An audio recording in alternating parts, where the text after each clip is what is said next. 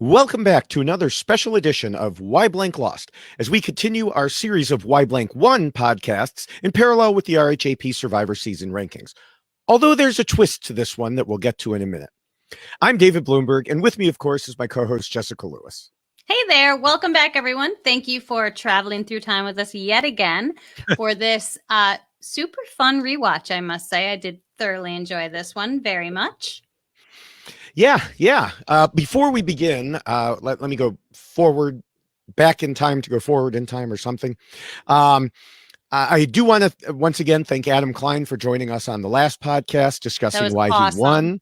Yeah, and it was a lot of fun. We received a lot of great feedback from people who really enjoyed it. So yes, anyone who hasn't listened to or watched that yet, it's 3 hours, but it goes by quickly. And I will say that my daughter, who enjoys listening to us a lot, she thoroughly enjoyed that one. So you have the stamp of approval from Hannah Lewis on that particular podcast as well. Yes. And there you go. That's all you need. That's all you need. Mm-hmm. So anyway, moving back to this one, I had discussed on the Thailand, so we're moving back in time again, on the Thailand Countdown podcast, so long ago with Rob, that I had attended the finale for Thailand in Los Angeles. Well, then I attended the Amazon finale in New York. As proof of this, when you're watching the finale, the reunion, you can see the edge of the buff that I was twirling around in the audience for about a fraction of a second when the reunion came back from the commercial for the final time. So that's definitely you, right? Oh, absolutely. Yes, it was. So I do see that you are rocking some buffs behind you, a lot more buffs than usual. Yes. And those are because I was at the finale. And so they had people coming around giving them out. And you were supposed to get one. I have three. Does that not surprise me, though, that somehow you managed to get three? Well, and yeah, I mean, they would come by. And I think if I remember when we walked in, they gave us one. So I took that, and then I saw they were walking around to catch the people who hadn't gotten one. So I shoved that under, I sat on that. Oh yeah. And then another person came around. So I shoved that under and got that one. And I don't know if I was just lucky and got the all three or we traded. I don't remember that. But look at you. Such a cheater. No, that's scheming and plotting. Oh, okay. I like it. Nice little twist to put on that. Scheming and plotting to get all three buffs. Absolutely. So, and now not only did I scheme and plot my way into all three buffs, but I schemed my way into the after party also. Look at you. Yes. All I had was a badge. I guess I should have brought that out too. All I had was a badge for the finale itself. Mm-hmm. And I don't remember because sometimes I confuse it with All Stars, what I did for All Stars. Right. But either I just followed someone in and, tailgated them in, or someone was coming out and I said, "Hey, are you done with those badges?" And I got them from them. I don't remember which it was. Look at you. You were just working the room. Oh, hell yeah. I like it. Yeah. I mean, when I went to Thailand, I knew nothing. I mean, not when I went to Thailand. When I went to the Thailand finale, right, I knew nothing. And so, I learned, okay, these are the things you have to do. So you should come up with a list of rules maybe for anyone who's going to a Survivor finale of how to get free buffs and get yourself into the after party. This was 18 years ago, so things may have changed. That is true. You have a lot more recent finale reunion experience. I do, but I was, just allowed in because I was on the show. So it was a little bit different. A little bit different. True. And this finale was on Mother's Day. Which, oh my God, I was like, what are you doing? And they even said it in the reunion because Jeff Probst introduced his mom and said, how many people can show their mom on TV on Mother's Day? Yeah. Meanwhile, my wife was sitting at home with a 4-year-old and a 1-year-old or something, and maybe a 5 and 2-year-old. Mother's Day for her. Yes. And I took off to as New you're York. Woo, hanging out with your buffs. Yes, exactly. So unbeliable. Well, she's clearly a very big support of yours. So that's very kind that you were able to do that. Yeah. Now, the most important thing about getting into the after party was I met some guy named Rob Sesternino in person for the first time. Crazy. Yeah. I've told the story before, but his first words that he said to me were, David, why did I lose? Nice. Yeah. Love it. And, I answered that in article form back then, but Mhm. today we're going to do it in his preferred media podcast form. Right. As we discuss both why Jenna won and the twist, why Rob lost. Dun, dun, dun. We have No. to. He's like our boss. We won't be done for like an hour and a half. So That's true. That is true. This won't be 3 hours. At least it shouldn't be. No. Yeah. Adam helps get us over that 3-hour mark. Yes. And then, Rob saw that how long our podcast went. So he had to bring on Christian to talk for 6 hours, Oh, yeah. See, there you go. Yeah. He just, he's got to try to keep up. Yeah. Well, he was keeping up. He had to double us. I know. It's crazy. Yeah. Crazy. Well, we have a lot to talk about as far as Jenna, but we have even more to talk about because we are going to be talking about Rob. I know sometimes we spend most of our time just talking about the winner and occasionally talking about the other two individuals, but this was a final two. And I love that we're going to be able to talk about Rob because it should have been a final three, but they weren't doing that. Well, it should have been a final two with Rob in it. But yes. But I'm just saying if they had, obviously the seasons change and the way that Survivor approaches things change. And I'm curious if Rob wasn't part of the reason why they were like, we should go to a final three format because we seem to be losing all the really great people at final three. Yes. Yeah. And, like you said, we have plenty to say about Jenna and Rob. And as we've mentioned before, we focus on two groups of winners for these podcasts, those who make us wonder how they won and those who did such a good job that we think it's worth discussing them. I think it's safe to say that this will be the last time we'll be covering someone in the first group. Last time we discussed how production showed Adam's missteps. That was nothing compared to Jenna. Even Jeff Probst led into the reunion by asking, how did this happen? How did spoiled 21-year-old swimsuit model get all these votes? Well, we're going to talk about that. Yes. But before we do, we want to make sure everybody is up to speed. So if you'd like to refamiliarize yourself with the rules, you could check out the most recent version at robhasawebsite.com/blog/survivor rules, or you can get the shorter and much more colorful version of the rules in poster form at tinyurl.com/David Rules Poster 2. That's right. And Andrew, if you're listening, Andrew Elk, I did send your poster out today. Just so you know. I love your personalized shout. I know. I have to give him a shout out because I felt so bad. I'm like, oh, Andrew, I have to send Andrew's poster out. And he's Andrew the Elk. So yes, I did. I did send that out today. I finally was like, I'm going to do this. So it's on its way to Canada as we speak. Yes. And a shout out to Solomon, fairly new patron Solomon, who described how he looks at the poster, reads the rules every night before going to bed. So that is good study and everyone should do that. Everyone should do that for sure. Yeah. Now, in addition to the poster, if you don't just want to look at it at night, we have another way to get the rules so you can always have them with you. And that's in t-shirt form. Hey, look at that. Look at that. And this, as you'll notice, has in our rule fearless 2, leader on it. There There you go. Rob, Christy, Jenna, and Heidi, right there. Rule 2. And what is it Jenna and Heidi are doing in rule 2? Well, they're behind a bush, so we can't see. So, but I believe that the description that Eric Reichenbach put would describe them as naked Jenna and Heidi. Naked Jenna and Heidi. And why were they naked Jenna and Heidi? You'll have to ask them that. I think they just wanted to take off their clothes.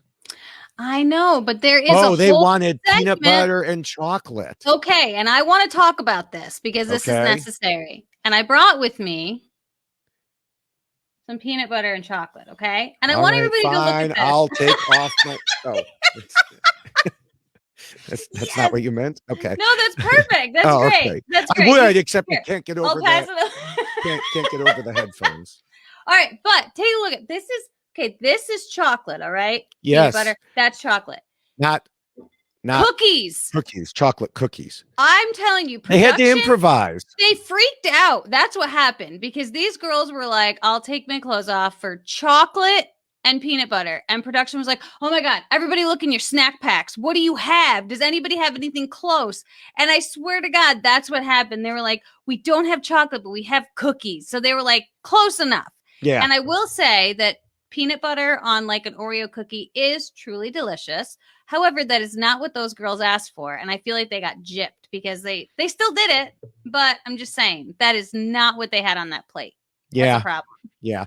But, we've seen them try to give chocolate on Survivor before, and sometimes it ends up more chocolate syrup than. I'm sure. But they need to be prepared for this. Hot chocolate. There's your chocolate for you. Yeah. Bring a cooler. Keep that stuff cold. If someone's going to be taking their clothes off, you better give them what they've asked for. I mean, I don't think they expected people to be taking their clothes off because let's be honest, there was no reason for them to do it. Hey, Probst had said, I will give you this at certain times. And they were like, we want to make sure. And when I interviewed them, they talked about that. We wanted to make sure we got something.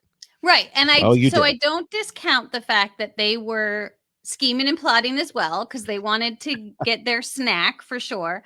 But I will just say that those girls should have been like, that is not what we said we wanted. We want chocolate. Well, it's a little late by that time. They've already stripped. Yeah, no, he had it. He took it out. Oh, he did. Did he take it out beforehand? Okay, he did. They probably couldn't see from where they were that I would have been pretty mad at Jeff Probst at that point. I'm like, this is not what I agreed to. What did you have to do to get that chocolate and peanut butter? Go into my daughter's room and steal her chunk of chocolate.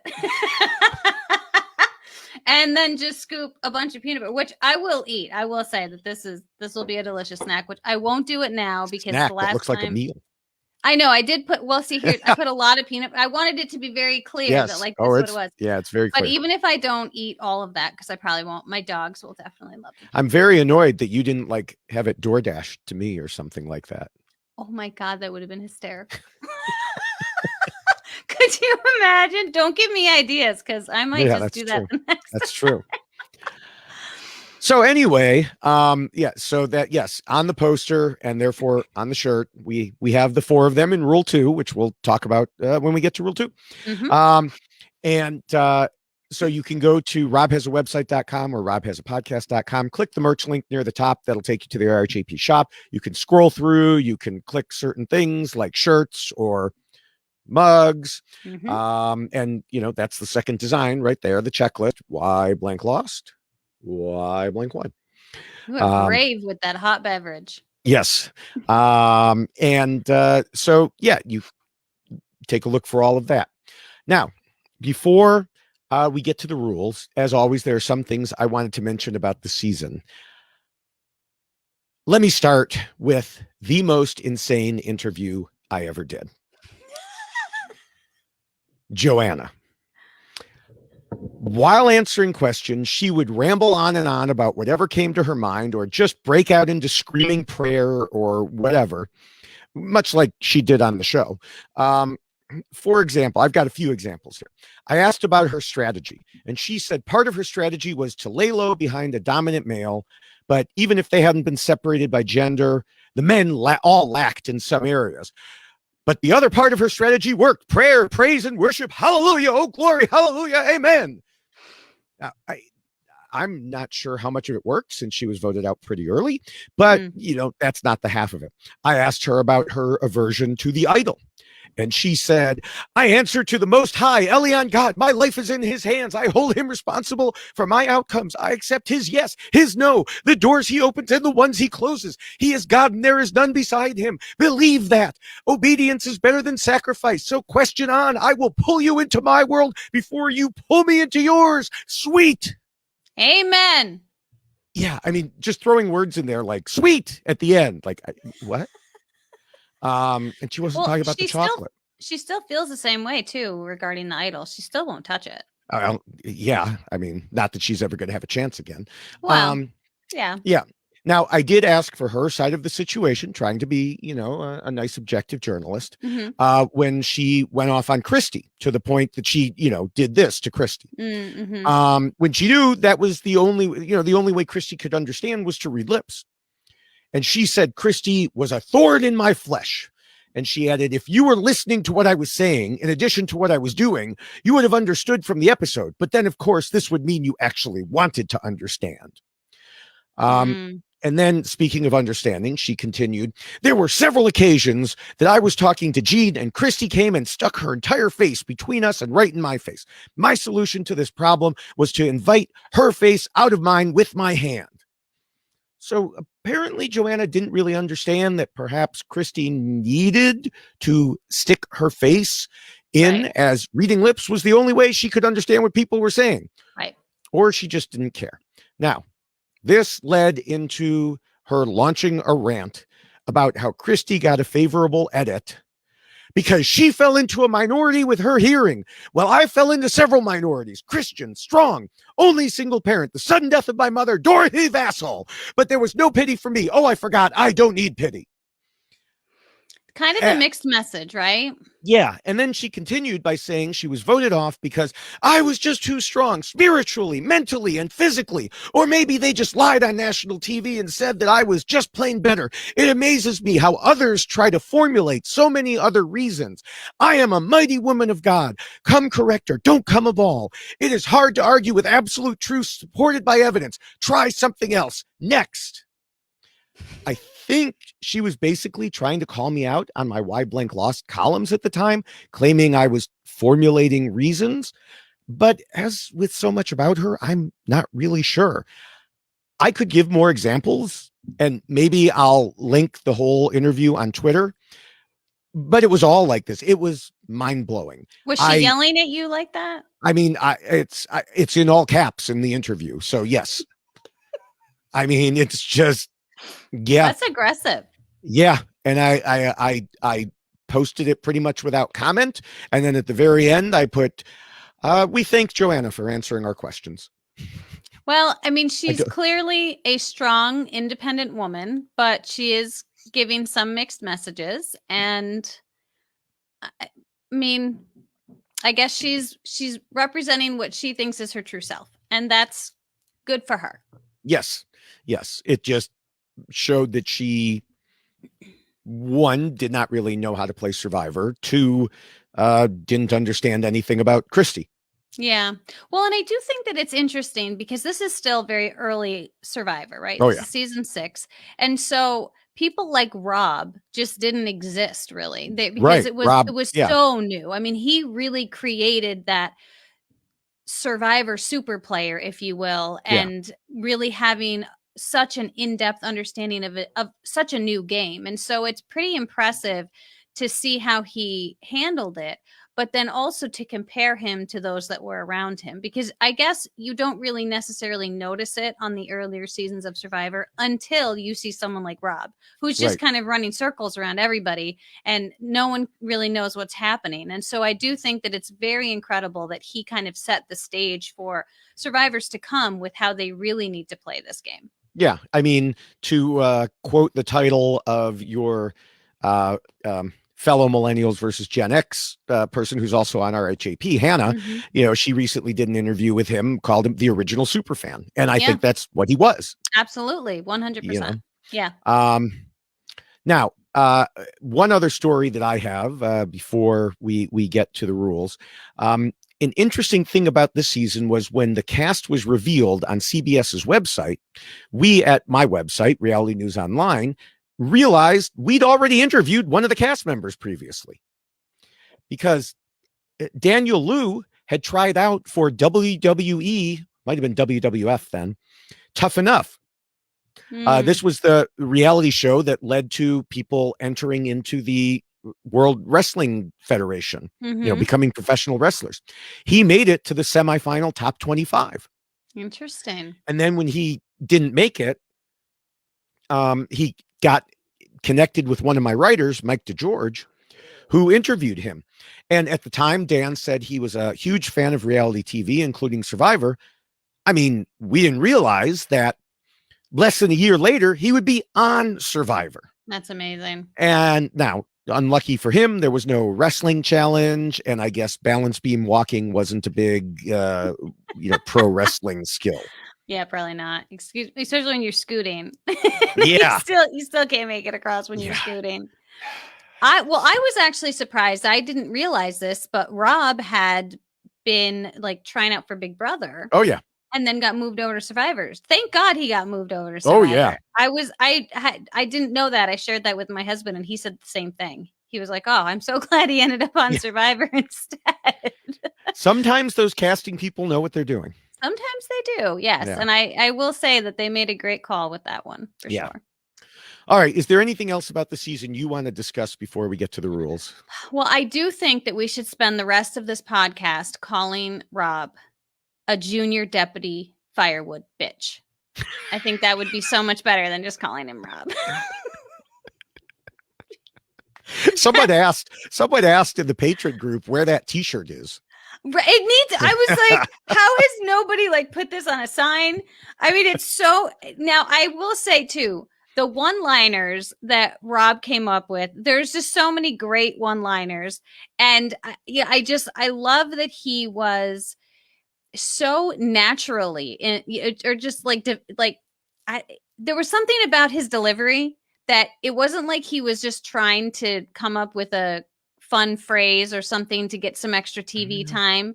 He kind of was, but he was, but it was the way that he delivered it that I loved it so much, because it just seemed like he was just being himself, and he was just being funny. I mean, he was trying to be a stand-up comedian, so there was that part of it as well, but there was just something so just natural about it that I loved when he came up with these one-liners. And so when he said that he was the junior deputy firewood bitch, I was like, that one's getting written down, because that's amazingly funny. So I just think for the rest of the podcast, it's a mouthful. It's definitely a mouthful to say it, but very, very entertaining for sure. Yes, we need the shirt, Rob.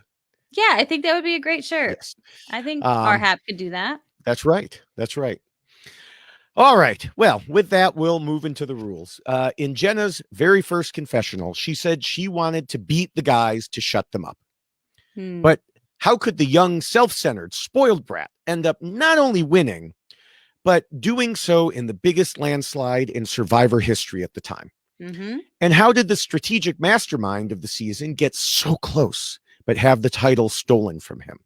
Now that we've done a full rewatch, and I've gone back over my interviews and articles from the time to look at them with a fresh perspective, it's time to take a new look at both why Jenna won and why Rob lost. And maybe we'll talk about Mateo a little bit too. Yeah, him too. The first and most important rule, of course, says to scheme and plot. After her win, I asked Jenna what her original strategy was, and she told me she wanted to go in and make a strong alliance from the start. She approached Heidi and then Shauna, who also brought in Dina, and well, there it was. Considering that her original plan had been to use her looks in what she figured would be a normal mixed gender tribe, she rebounded well with this alliance.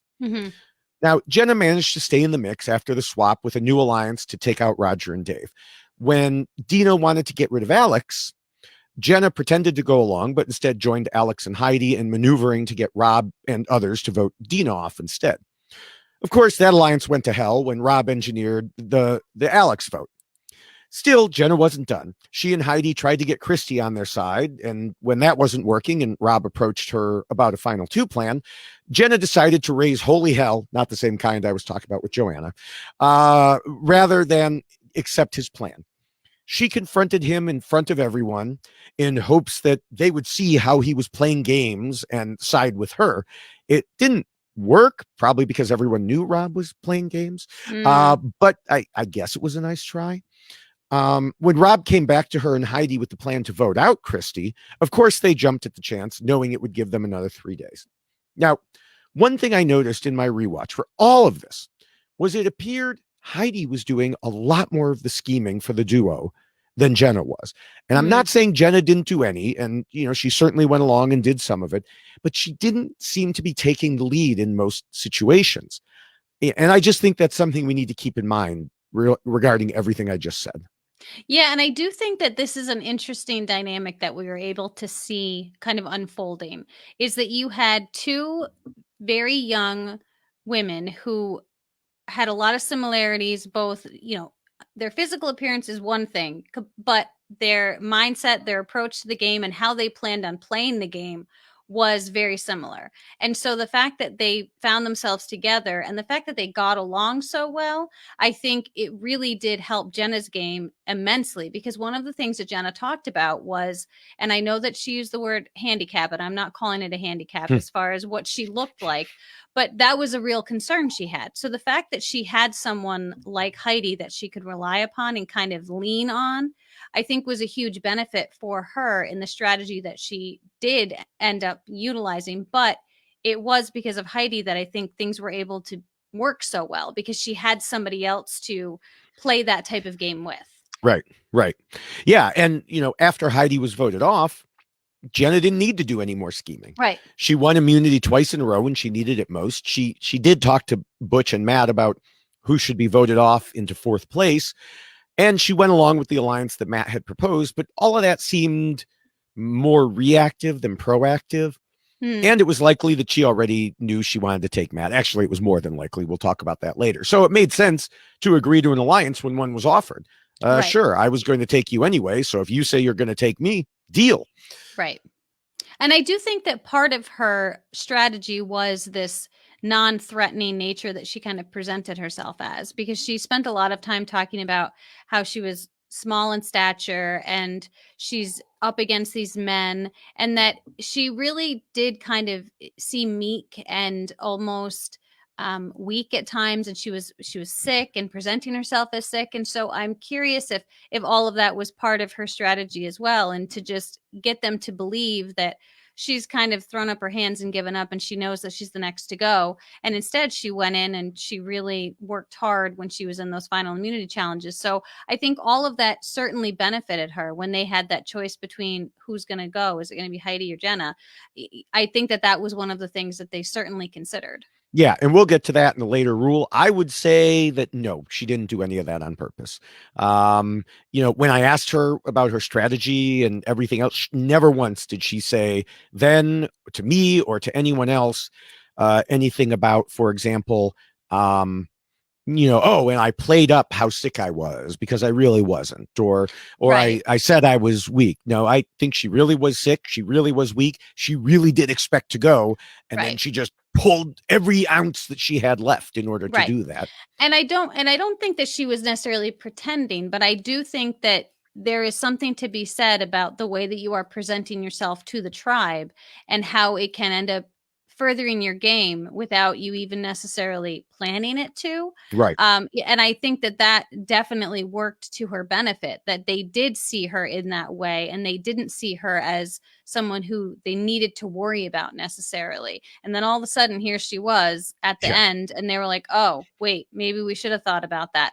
And so I think that even though she might not have been choosing to do that, I think it was just a natural phenomenon that happened with the way that she was presenting herself to the tribe. Yeah. And like I said, we'll get to that in several rules. I know, I'm sorry. I just want to move forward. Well, okay, we'll move forward a little bit because I'll just say with Jenna, she did an okay job of scheming when necessary, but I did leave my rewatch with a lower opinion of her in this area than when I originally wrote about why Jenna won. She did a lot of scheming and plotting for chocolate and peanut butter that she didn't get. Exactly. I think seeing the whole season compressed into a shorter time frame highlighted more of how Heidi was taking the lead most of the time. And plus, when Jenna was in a place of comfort, she pretty well just coasted. So while plotting kept her around at certain points, it was not like she was directing the game. Yeah, and I don't disagree with that, because my initial thoughts on this season before I did my rewatch, I remember thinking that she came on really strong in the end and really had to fight her way through, almost like a Mike Holloway kind of situation. But that's not what happened at all. Yeah. And so I realized that very quickly that, it's not what I'm remembering. It's been a long time since I've seen it. So the rewatch did change my opinion as well. Yeah, it's like a 1/3 Mike Holloway or something like that. I love that guy. He's great. Now, I said she was not directing the game, but let's compare Jenna to Rob, and we find ourselves in a whole other world. Mm-hmm. because Rob was directing the game. He was always thinking, always trying to find the best angle. In the very first episode, he said, I'm going to lie and cheat and do whatever it takes to win. In episode 7, he noted that some people were busy building the shelter, others were building alliances and looking ahead to the end of the game. Mm-hmm. When I interviewed him at the time, I noted that there was a debate going on, which is something that now we could say has gone on in one form or another for 20 years. It was a question of why so many people favored the game over winning challenges. Over winning challenges, keeping the camp running, getting food, and other quote unquote survival aspects. And Rob, the original superfan, correctly said, I think the strategic part of the game is the most important. Even though the physical part of the game is important, these are not X games. This is the most amazing strategic game ever created, and that's where the fun in the game lies. Mm-hmm. Yeah. And people have to still remember that. That is why I say rule number 1 will always be rule number 1. Yeah. And if it's not, that means that Survivor is no longer Survivor.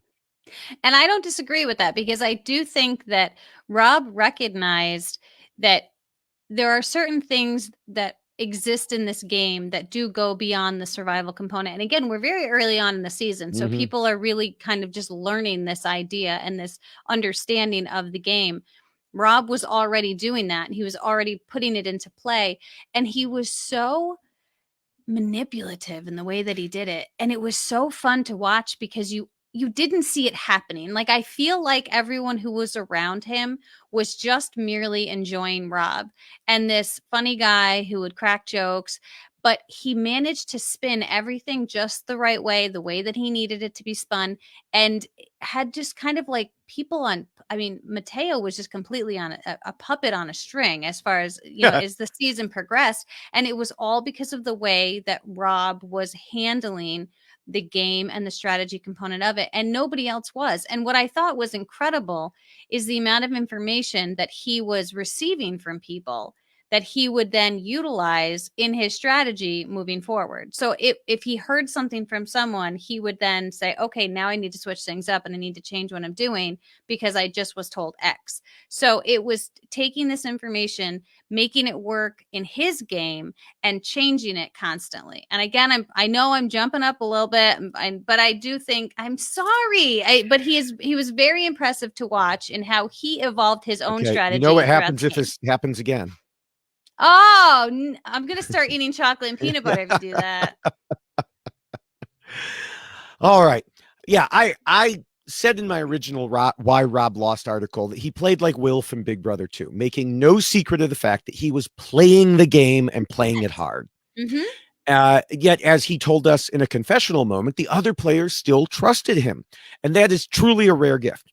Later, I would find out from Rob that not only did he watch every season of Survivor, which at the time was, not as big a deal, but now, he's still watching it. He's just watching it in a shorter time frame.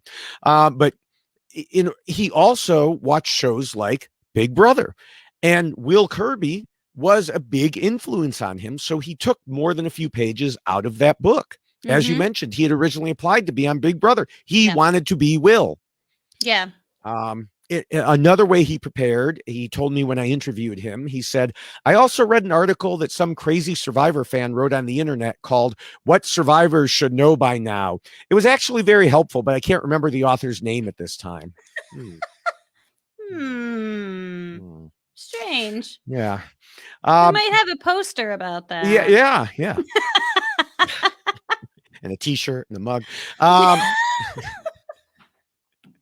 Yes. Yeah. Now, getting back to some of the things Rob did, one thing that you already mentioned was the way he used other players. So he decided to keep Matthew around for a while because he was useful, both at camp and as a kind of tool that Rob could sharpen up a bit.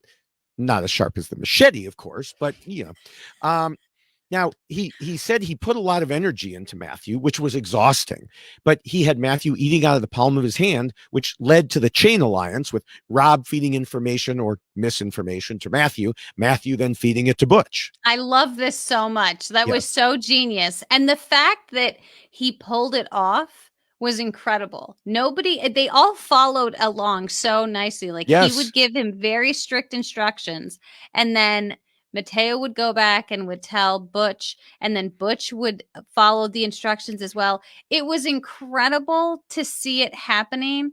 I loved it. I loved every second of it. And just the look on now, is it Mateo or Matthew? Because I feel It's like it Matthew. was They just all called it. I mean, they all had different names. Rob was Robasu. Okay. Matthew was Mateo.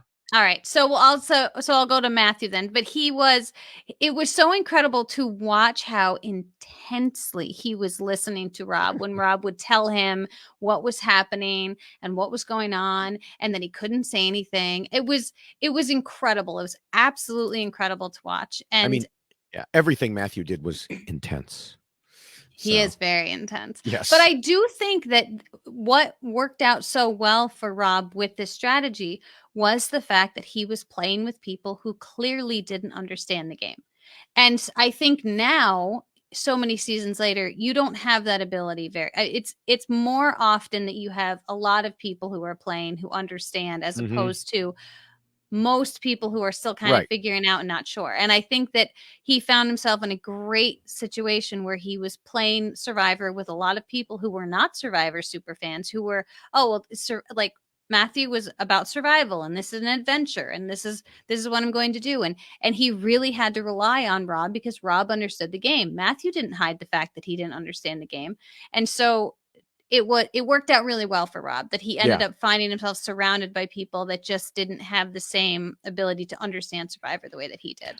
Yeah. I mean, honestly, in watching this, now maybe it's because I watched it just after I watched your season, but he reminded me of like a proto Ken. Yes. Oh, very much. I mean, now Ken definitely understood more about strategy than Matthew did. But yeah, it was like if you took Matthew and let him age a bit, he would have turned into Ken. Yes. Maybe he was. Maybe he just changed his name. Changed his name, got a better six-pack, very chiseled features. So yes, it could be. Could definitely be. Could be. Now, yeah, I mean, Matthew was constantly on the outs after he joined with Ryan and Dan early on. And we discussed how Rob led him on, making him think he was part of alliances. But until close to the end, Matt was completely disposable. Luckily for him, and through basically no action of his own, he didn't get disposed of because each week the main alliance was too busy tearing itself apart. Each week we would start off the episode up. It's Matthew's time to go. Right. And then by the end, nope, it wasn't. And then, finally Rob needed help to oust Alex, and Matthew actually became important. Right. Now, it still wasn't him calling the shots, of course, but he became an important number. And that's when about the only time he began to actually play Survivor as opposed to just being a survivor in the wild. Right. Matthew is one of those Survivor players that we talk a lot about where they almost get lost within the tribe itself, where like everyone is kind of focused on this person for a very long time. And then all of a sudden, everyone starts kind of looking inwards at each other and they forget about the people on the outside. And then all of a sudden that person's in the final two and you're like, what the hell happened? Like this guy was supposed to be voted out like this third episode and here he is. And even he's sitting there going, how did I make it this far? I have no idea what I did. I was supposed to be gone right away. Look at me. He was just as shocked as everybody else was. Yeah. Yeah. So those are the people you really have to keep an eye on, are those ones that just kind of fall to the side. And when everyone starts fighting and looking at each other, then those are the ones who end up sitting there in the end. Yeah. Yeah. And to close out this rule, we don't have to rely on our own interpretations. Not that it's that difficult. We have Matthew's own words. Right after the swap, he talked to Dina about how the men's tribe had people who were all tactical about the information they released. The horror. In episode 8, he said, I'm clueless. In episode 11, he said, I'm ignorant of the game. It's not a surprise. No. So we can move to the second rule, which says not to scheme and plot too much and to keep your scheming secret. Jenna didn't exactly ever hide anything. And I'm not just talking about those bathing scenes or the peanut butter and chocolate. I don't think anybody ever wondered where they stood with Jenna. Christy knew, Rob knew, Matt knew, Butch knew. Even going back to her date with Dave leading to the tribe swap, she gave away all of her tribe's secrets, allowing Dave to make some picks that he might not have otherwise made. Yeah, and I do think that this was an interesting part of watching Jenna play the game. Was she was very much an open book, very much an open book to everyone who was listening. And I remember at one point there was a conversation happening between like Heidi and she and Christy, and like they were like maybe 3 feet away from everybody else, and it was just a very like open conversation. Like, you're really not being very secretive about the fact that you're trying to get Christy into the fold and to work with you all. And so I think that became part of her game, was just that because everybody knew what Jenna was doing, there was no question. And so I think that again, Rob used to his benefit, because he always knew where Jenna was at. He always knew where Heidi was at. And it's much easier to control someone when you know what they're doing. When you don't know what they're doing, that's when it becomes difficult, because they could be going this direction, they've going that. Jenna never was. You always knew where Jenna stood and what she wanted to do. Yeah. Another way that Jenna violated this rule, besides being an open book, was being part of an obvious pair, an open pair, you would say. Yes. But just thinking about ways that could be misinterpreted, or that the out of context account will play it. They were so tight that everyone knew they would never vote against each other. Right. That even led indirectly to Alex getting booted, because he never would have told Rob about the final four if he didn't know that Heidi and Jenna were so tight. And as I said in my original Why Jenna Won article, if she hadn't won the final 2 immunity challenges, I would have cited being part of a pair as one reason she lost. Right. Yeah. And it again was no secret to anyone. Both Heidi and Jenna were very open about that they weren't going to vote each other out. And I do think that this again is Rob using information to his benefit, because people are sharing information with him, right? And Alex was one of those people that shared information, and suddenly he needed to switch things up again in order to save himself at a final four.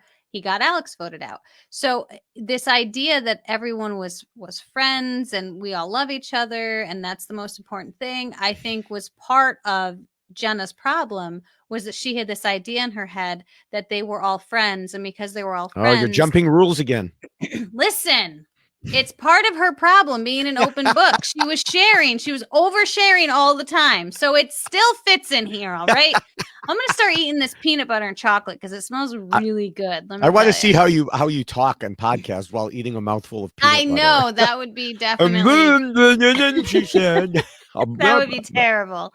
That would definitely be terrible. The chocolate, on the other hand, you could probably get away with. I know, but it's only good when it's.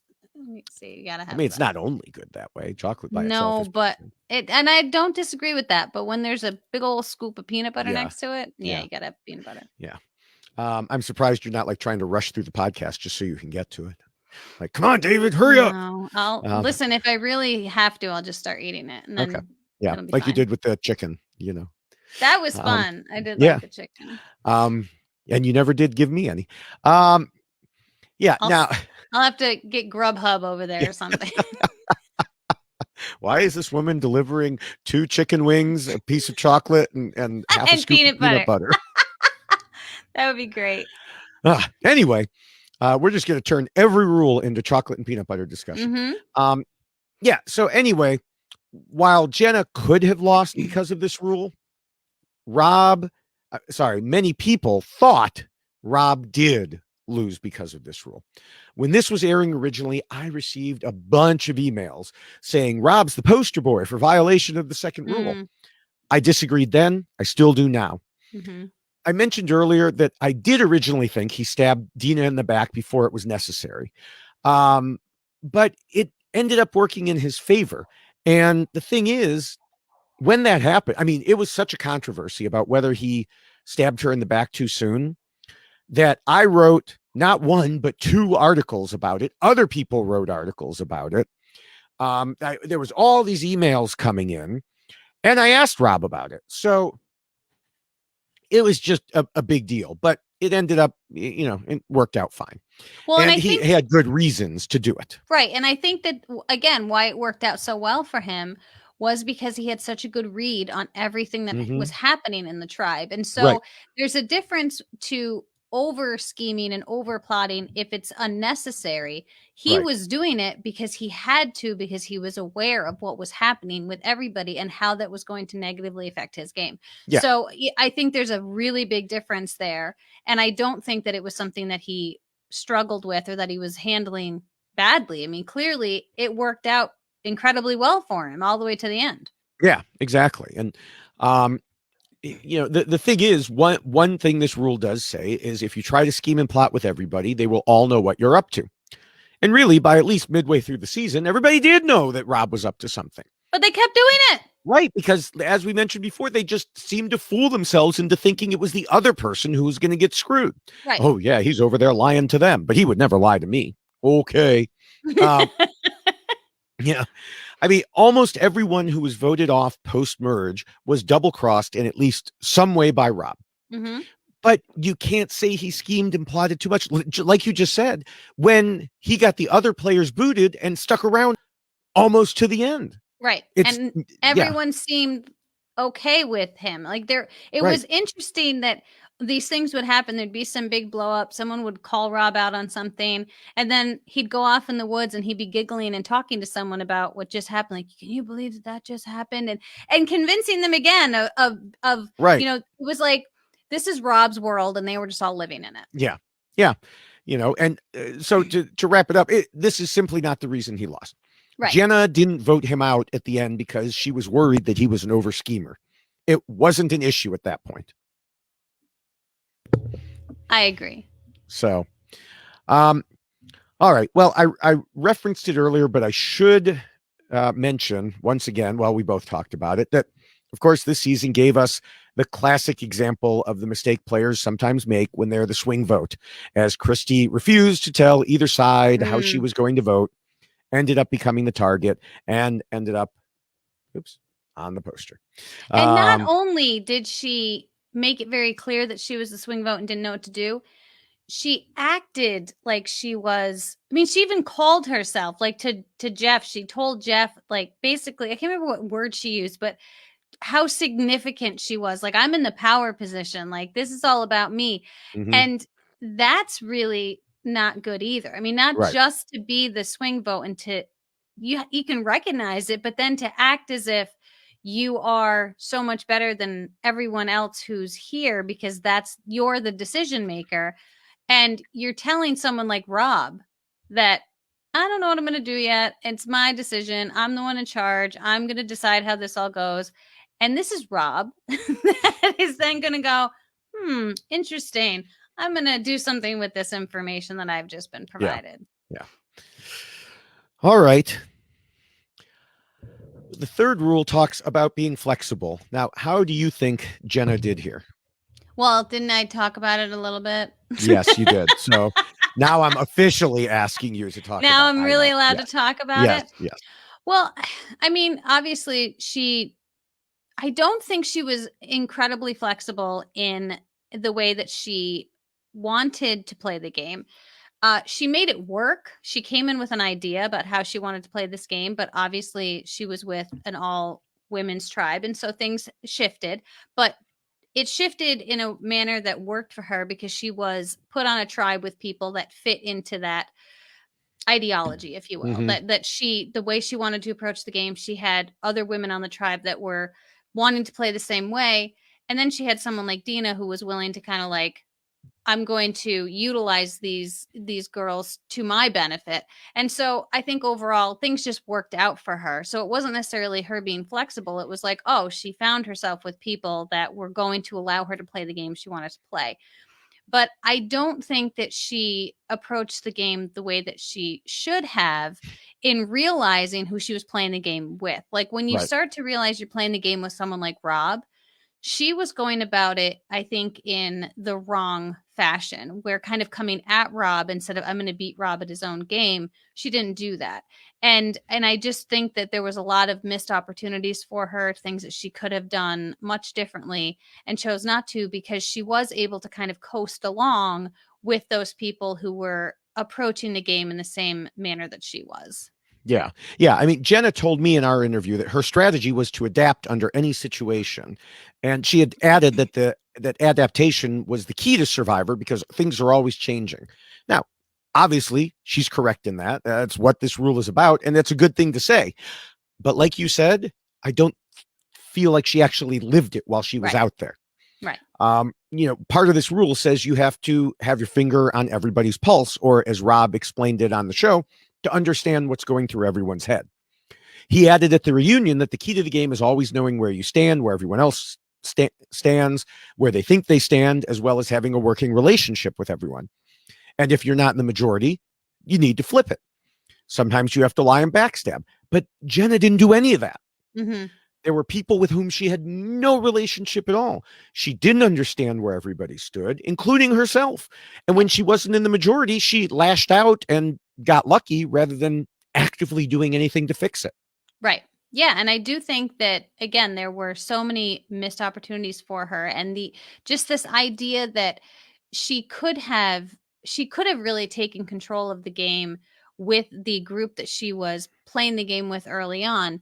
But I think she did allow Rob to really come in there and manipulate things and turn things in a way that he wanted to play the game and he presented it in a way that it appeared like it was the best thing for everyone, when in reality it really wasn't the best thing for everyone. And I think she was starting to realize that way too late in the game, but she managed to pull out the wins at the end for the immunity challenge. So again, it wasn't her taking control and switching things up. It was her knee-jerk reaction to the situation that she found herself in. Yeah.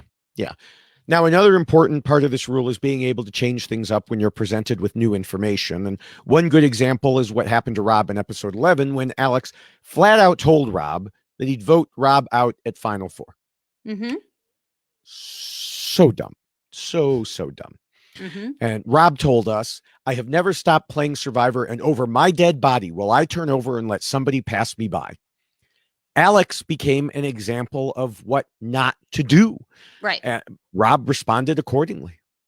Yeah. And I think, again, this just goes to show the way that someone like Alex or someone like Heidi or someone like Jenna was playing this game. They were not looking at it through the same lens that Rob was at all. And so obviously not a strategic move to say like, hey, yeah, I'm just going to vote you out for. I hope you're okay with that. Like, is that all right? Like, are we okay? And of course, Rob responded completely appropriately and was like, oh yeah, I totally understand. And then turned the game on its heels and got rid of Alex. Right. Yeah. Now you just said, they viewed it through a different lens. And earlier you talked about what that lens was, which leads us to rule 4, which tells players not to let their emotions control them. And so, but before we talk about the people who did let their emotions control them, I'm going to put you on the spot and ask how Boss Man Rob did in this rule. He did awesome in this rule. Listen, this guy he can't hear you right now. I know, but he will hear me. Yes, and I will, it was so much fun watching him. Just the way that they edited it too was just great, because he would be talking to someone and he would be responding to them, and then he would turn around in the confessionals and just like obliterate them in the confessionals. And it was so great because he really was so aware of where everyone else was emotionally, that he was able to actually play on their emotions and lead the game in the direction that he wanted it to go. But he was completely okay with, I've done a lot of bad things and I'm going to keep doing a lot of bad things. And he never once let it be an emotional decision, especially since he had the hots for most of the women who were running around, and he wasn't going to let that control him either. He did say at one point, I do play the game with this head just to remind everyone of what he was doing. So Yes. no, he did not play the game emotionally. Yeah, he handled this rule very well. It came up time and time again, even going back to very early, before he had to worry about which head. He didn't like Roger, but that didn't force him into doing something he'd be sorry for later. Right. In episode 6, Rob talked about how Alex was interested in making friends, then alliances, which was stupid, the friends part. And then even after Heidi and Jenna turned on him and they verbally lashed out at him, he was willing to go back to them with a plan because of Christy's wishy-washiness. Right.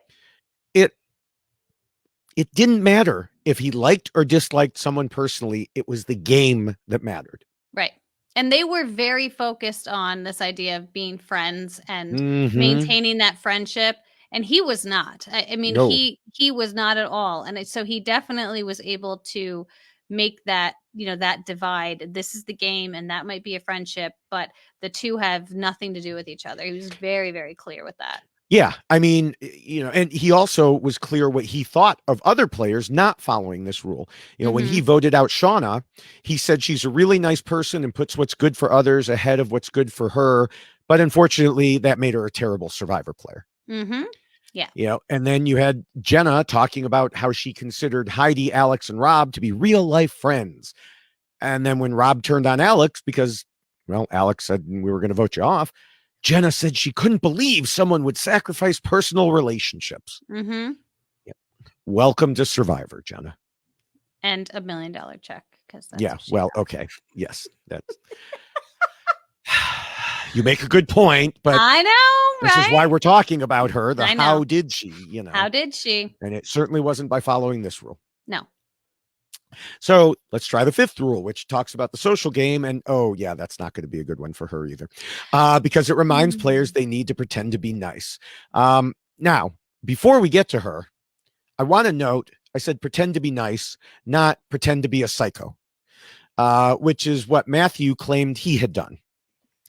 Of course, when he said this at the reunion, it seemed like most of his tribe mates were not at all convinced. I guess when he wasn't scaring people, he was nice enough. Well, how about the fact that they included that who needs therapy question in their little Survivor game? I was like, know. Ooh, we're getting a little deep here. Like that's kind of that's touching on some, I don't know, some place you probably shouldn't go. But they did, and Matthew needed therapy apparently. So. Yeah. And I don't remember if he said it in the reunion or to me in an interview, but he said, oh yeah, that was the big joke. Haha, Matthew's crazy, and I'm just like, yeah, that's not a funny joke, Matthew. Why does the machete need to be so sharp? I mean, just saying. Yes. And they all got their own machete. Can we just spend like 2 minutes on that, please? Okay, so I think it was because they were, and I know I've seen it discussed somewhere, they were in the Amazon. And there could be a snake or something else, and they needed to be able to defend themselves. I mean, a piranha could jump out of the water, and okay, maybe not that. Maybe it was just the snakes. But yeah, I think that was why that they needed it for like self-defense. Interesting, because I was kind of annoyed. I'm like, they all got their own machete. We had like one machete. Everybody had to share. Anyway, I'll stop. Till someone broke it. Yeah, that was a different season. So anyway, going back to Jenna, as I kind of hinted, she was not exactly a star here either. At the reunion, Jeff said that she acted like a selfish, spoiled only child for the first 36 days. And the audience applauded, including me. Yep, I was right there. You couldn't see me, but I was right there. Jenna herself said that that rather blunt statement was fair enough. On the show, she said things like, don't be mad because we have good bodies, and that she and Heidi had better bodies, and it was definitely a liability. And the one you mentioned earlier, the episode 12 Tribal Council, where she talked about how being a model handicapped her. Yeah. Additionally, in the second episode, we heard from Christy that Jenna hadn't said a word to her in 5 days. We saw that she made no effort to include Christy, and Heidi told me that Jenna and Christy hated each other. Yeah. Now, when I asked Jenna about all of this and the criticisms that she was self-centered, spoiled, shallow, etc., And yes, I did ask that in the interview. She said she thought the criticism was justified, though she didn't think people needed to be as mean as they were about it. I'm pretty sure she was talking about me.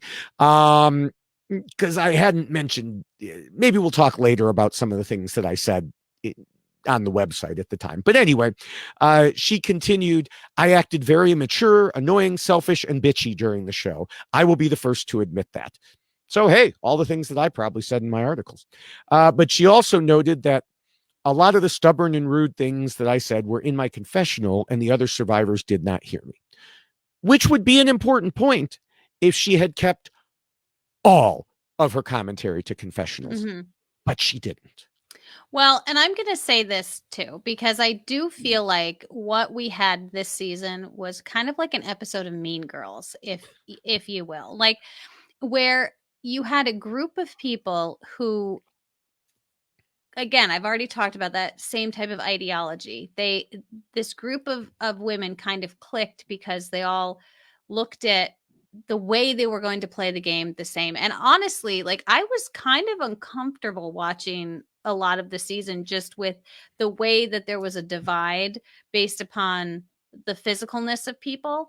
And it really, I think it worked for Jenna. She was able to be that mean girl because she had a group of people kind of walking down the hallway with her, right? You know, when you have a posse, you're able to say things you might not say or act a way that you might not really act or that's not acceptable to act. I guess I should say it that way. And then when you had even the swap, she was placed with people who supported that as well. You know, Alex became part of that group and you know, and they definitely had, again, like there was nobody correcting that. There was nobody fixing it, and it was because it was kind of working for everyone. You know, even when you had Dina in there, it was working for her too because she had a group of people that she could control and she could manipulate. And so Jenna was very good at making friends with people that fit into that category for her. Yeah. So socially, she was very good in that regard. But as far as the game is concerned, she was not good. And so there's kind of like two elements there that I think makes it interesting when talking about her social game, because it wasn't part of her game. It was part of who she was. And then it just happened to work in her favor because she was surrounded by others that felt the same way she did. Yeah. I mean, Jenna could be nice as long as she liked you. Yes. But the point of this rule is to act nice when you don't like someone. Right. You know, Jeff Probst said at the reunion that in the last few days of the game, something changed and Jenna became a lot more likable. She gave kind of a non sequitur answer and said she was young and had a lot to learn and she felt she grew a lot. I don't think she grew in those last few days, despite what Jeff said. I think she was just down to only a few people and there was nobody to argue with. Right. And Heidi, once Heidi was gone, I mean, then I think you saw her in more of her own self, her Right. natural state. She wasn't as comfortable because her bestie wasn't there anymore, kind of supporting her, and she was left to her on her own, if you will. And I think that that's when we really saw the most raw Jenna than we Right. had all season, because she was completely on her own, and she had to be on her own because that was where she was at. There were the four of them were left, and the three guys all had an agreement, and it didn't include her. So I do think that was the shift. That was what happened, is all of that group of people was no longer there for her. Yeah, Jenna was nicest when she had nobody else. Right. Basically, you know. Now, Rob, on the other hand, did an excellent job of pretending. He recognized this is a game. That meant playing the game, playing other people.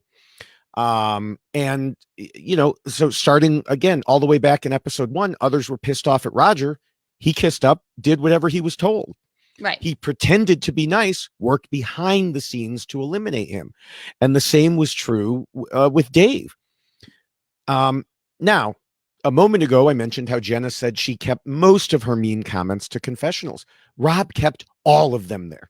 Yes. And for all the times we heard Rob talk about Dave, who I just mentioned, until the show aired, Dave never knew about it.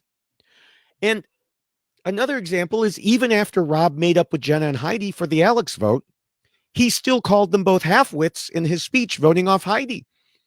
His private moments were the most revealing, but his skill in dealing with people was shown when he was in public with them.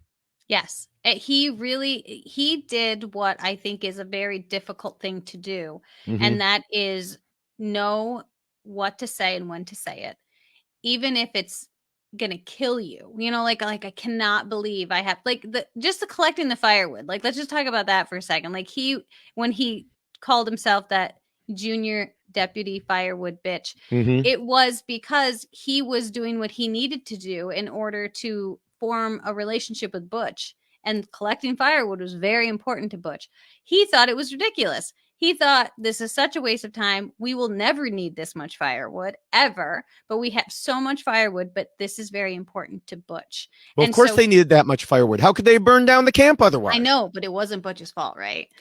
But those are the types of things that made Rob very great at this game, was that he would recognize what was important to each person, and then he would go along with that, or he would help support whatever it was that they were desirous of as part of their game in order to formulate a relationship with them, which then allowed him to collect information. They And shared firewood. with him and firewood, and they felt like there was a true connection, that he had a connection with them, even though he was just doing it because it was all game related.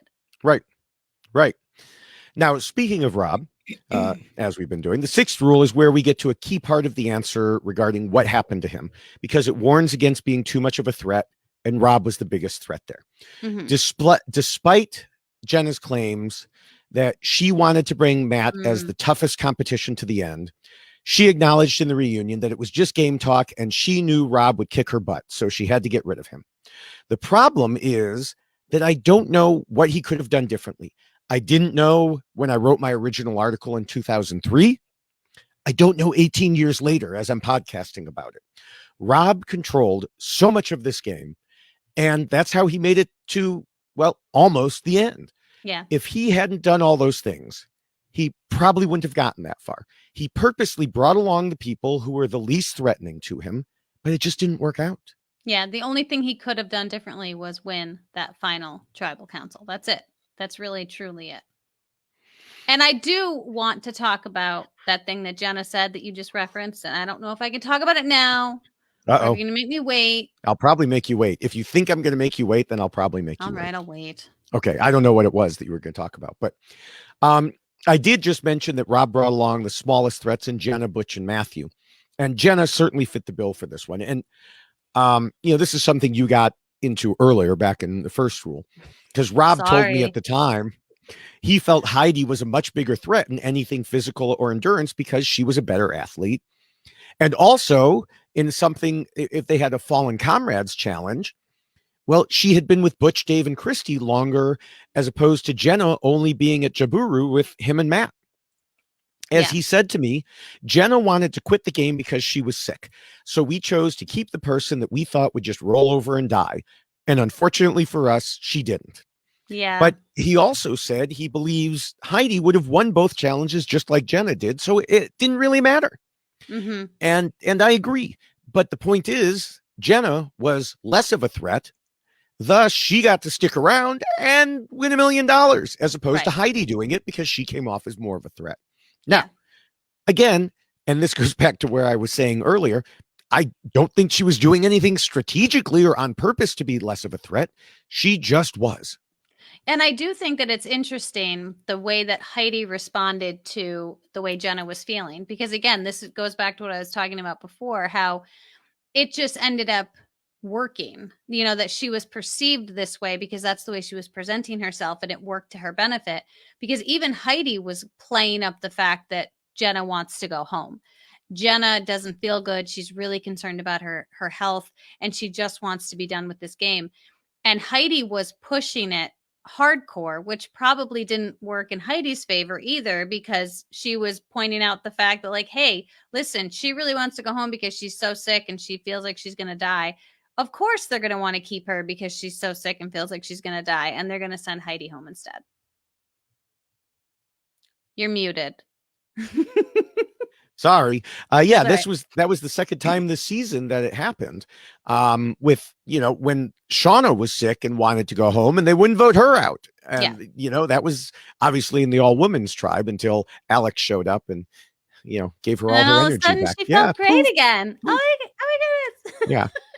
But Testosterone. yes. Amazing. Yeah. Yeah. Now getting back to this rule for Matthew, he was a threat and challenges, but Rob more or less had control over him, and Rob probably wanted the extra chance of someone other than Jenna or Heidi winning down the stretch, though it didn't end up working out. The funny thing was when Matt thought about being considered too much of a threat one time back in episode 9, he told Rob he would throw the weapons reward challenge to avoid that. And then he did incredible and was just barely in second. Right. And then decided to throw the final immunity challenge. Well, that one actually made sense. It did make sense. I will say it did. But he got that idea from Rob. Yeah. And it was like he was finally starting to understand how Survivor worked. And it was that many days in. Yeah. So, all right. Well, so while we're still in this rule, was there something else you wanted to talk about in this rule? Or were you going to jump ahead? Well, listen, I think I'm probably just going to jumping ahead because it has, terrible. I know. So I'm not going to say it. I'm going to wait, but I will say that I'm very annoyed by this one thing, but we'll get there. Okay.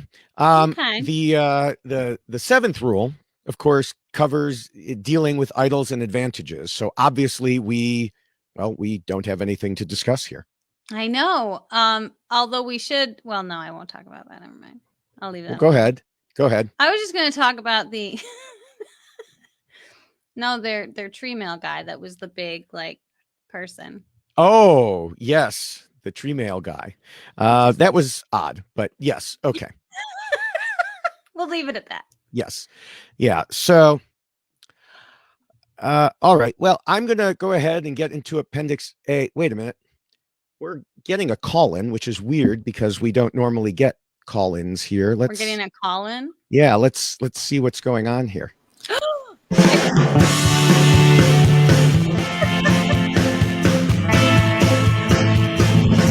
Coming to you live from my apartment. Wait, hold on. What are you guys doing on the line? Wait, hold on. We were going to ask what you were doing. Deputy Firewood, bitch.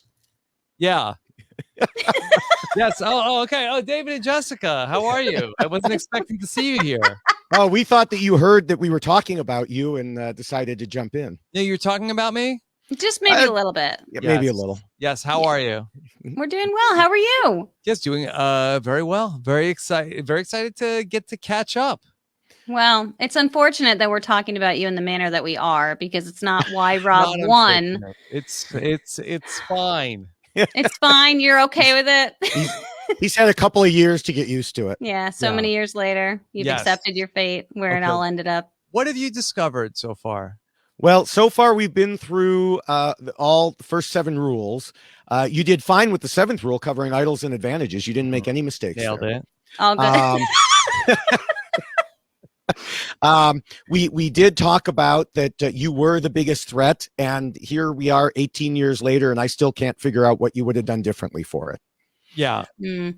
Well, I do think that there are a lot of things I would have done differently, like had I had 2020 hindsight. I've been watching along with the season this week to do the panel, and I think I was ahead of my time on a lot of different things, but I also think that there were a lot of things that I definitely did not do perfectly. You were very entertaining while doing it, though, I will say. I mean, I tried. That there were some things that I was definitely trying very, very hard. Certainly, I did some things that did not land, or might have landed then that don't land now. But I really was trying to give everything I had. Yeah, you did great. Yeah. Now, when I asked you back at our interview, not at the finale after party, which we'll talk about in a minute. But I said, what was your if anything, what, if anything, was your biggest strategic blunder? Yeah. And you said at the time, I don't know if I can chalk up any one thing as my biggest strategic blunder. I've gone over the game many times in my head, Yeah. and I can't come up with one major thing. Perhaps I should have trusted Christy and booted off Jenna or Heidi at number 6, but I had no way to know that the vote wouldn't be a tie. As mentioned above, maybe we should have voted off Jenna instead of Heidi.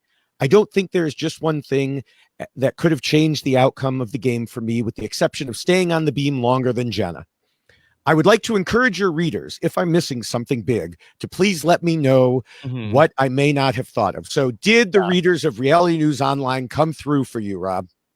Not that I heard, but when I hear that back, I feel like that, I feel like that's kind of like an obnoxious answer where I think I was very afraid of like opening myself up to criticism where well, I couldn't have done anything wrong. I made the right decisions where I think I could look back now and I really feel like the thing I probably beat myself up the most about was that I didn't really fight for my spot in the final 2, like prior to the final immunity challenge. And, I feel like I got really blindsided by what the final challenge was going to be, where, if I knew that we were on our way to go to an immunity challenge, and then we even if I lost after the fact, or if I knew that what we were going into to do a challenge at tribal council, I just thought that we were going into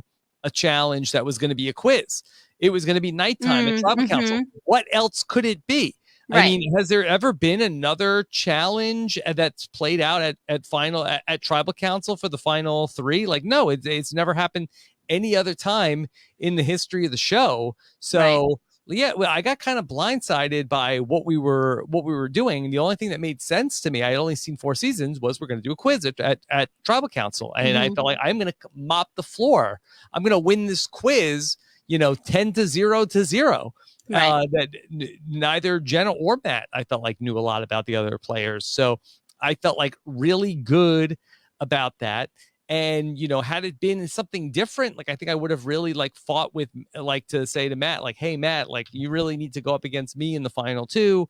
Jenna, really, I had said one fleeting conversation with Jenna. I'm like, hey, Jenna, how about final 2 deal? She's like, yeah, right. Get out of here. I was like, all right, I'm not even going to really, but I really wish I would have drilled it into Matthew's head about how he needed to go with me to the end. So I feel like that's the thing I really kick myself the most for, that I just wasn't really, covering all of my bases with the different final 2 iterations that it could have been. But, what did I know at the time?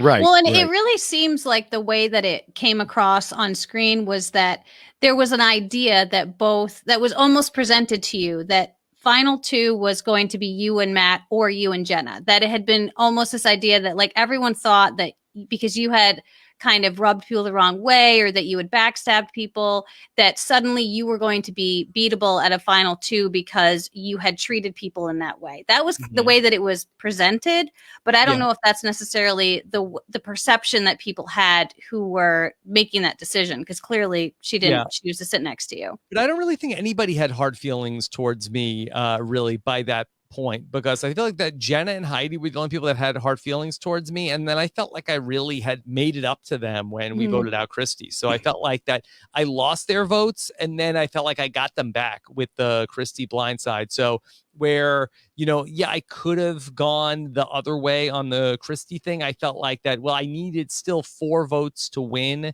in the final tribal council, that I felt like that, okay, well, if I send Jenna and Heidi both to the jury, who hate me, and Alex is going to hate me, so that's already 3 people that I'm losing. So I felt like that if I could just sort of win it back with Jenna and Heidi to vote out Christy, I felt like that was the right thing to do. And so I felt like that also, going to the end with Jenna, was something like that would have been good, because I felt like that then, okay, she wouldn't have been on the jury to vote against me potentially. And so I wanted to stick with her. So she like was not angry, I feel like, with me by the time we got towards the end of the game. Mm-hmm. Yeah. Yeah. I mean, I don't know. I liked your answer at the time, and I don't think you were trying to, there was plenty of criticism to be had in that season, and I don't think most of it was directed at you. I believe that someone writing articles for a popular website might have directed a lot of criticism at Jenna and Heidi. I think I called them like I saw them at the time. I used much worse terms than the wicked stepsisters, as Christy called them. And some of my writers were even worse than I said. So that made it a little awkward, Rob, when I found out that you had told much of your cast about the website and they were all reading it. I mean, they got raked over the coals. Jenna and Heidi, and I also think that they're like their words got like misconstrued in a lot of different ways. Like they gave them the machetes nice and sharp, and then the show turned them on them. But I think that they got like they had a rough go. Yeah. Well, I should mention, and I know you've discussed this and I've discussed it, but for anyone who doesn't know, of course, I mentioned earlier in the podcast that I met you at the, for the first time at the after party for the finale. I can't remember. I feel like we were in some sort of, and I hope Survivor production doesn't hear this, but I feel like 18 years ago, there was some sort of communication going on, emails, that would have been the only way. There was no social media back then. But my emails don't go back that far, so I have no proof either way. But yeah, I don't remember emailing with you before the finale. Okay.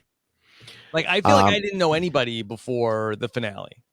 Okay. I didn't remember if I knew you or that was where maybe that was where it was. Well, according to my old notes, I guess it was. You told me that you read all of my articles before heading out to the Amazon. You even bought and read the book, What Would Machiavelli Do? Which was a book that I had done as a book review, for a local newspaper years ago and put on my other website, and then mentioned it in the rules at the time. You said that you had made a few missteps on the way, but you tried to follow the rules in the article, even once saying on camera that you were scheming and plotting your butt off. Which you definitely were. We've decided that. We've talked about that. You win that. Yes. Sure. And then, of course, when you did introduce me to Jenna, she did seem very accepting of what was said about her, at least after expressing some mock anger at what I'd written. And she even later told me it was funny. Then I found Heidi, who was posing for photos with people, and I got in line, handed someone my camera, got a picture taken, and then I turned and introduced myself, and she was like, her jaw dropping, and she also pretended or not to get upset at me, and not sure to this day. But I'll probably on Twitter post some of these photos, and you'll get to see 18 years ago, David. But the funniest thing I found in looking at my notes was that Jenna was my pregame winner pick. Yeah. Wow. What did you see? I don't know. I have no idea.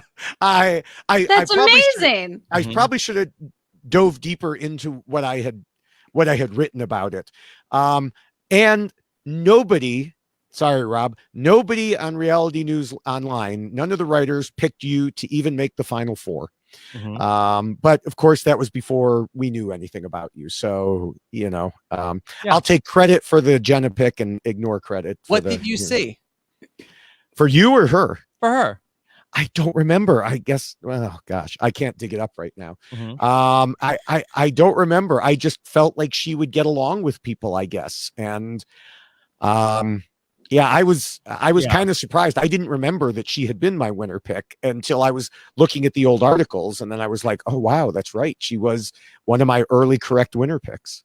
I don't think it ever came through for the people at home, but, Jenna is really fun. I feel like, and I haven't spoken with her in a few years where, we've lost touch. We used to be very close, But I feel like that, if I got on the phone with her, like, I just feel like it would be like old times, like as soon as I started talking to her, where we would just have like, a really fun, back and forth, where like, talking about like, this crazy experience that we, went through, and like all of these like crazy survivors from back in the day. So she was just like really, really fun. Like, was she super strategic? Like, probably not, but she was in the middle of everything, really, from the time that we, even from pre-swap, watching back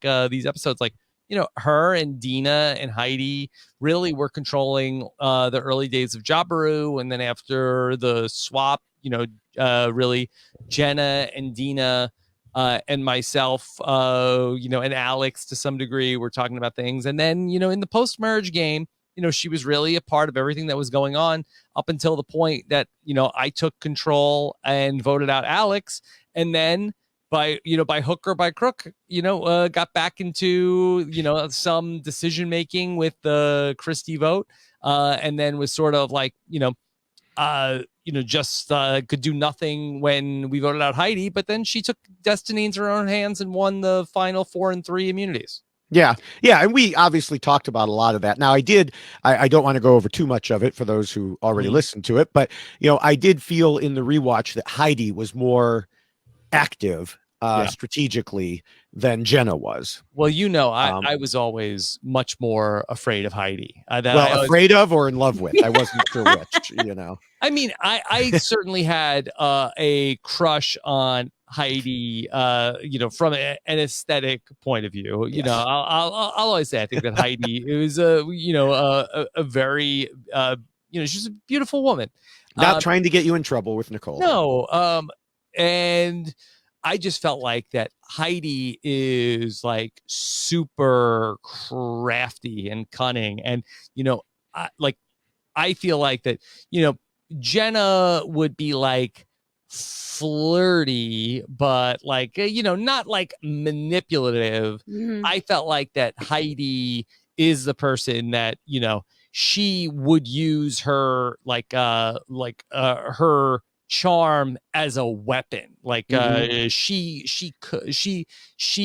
really is like, she says like she puts her foot in her mouth a bunch of times on the show, but she's actually like very sharp. And I think that she was willing to do anything to win. And, I think that she was ready to, pounce when, Jenna wasn't feeling well. Like, see, come on, you guys are like, I just Jessica was just talking about that. Yeah.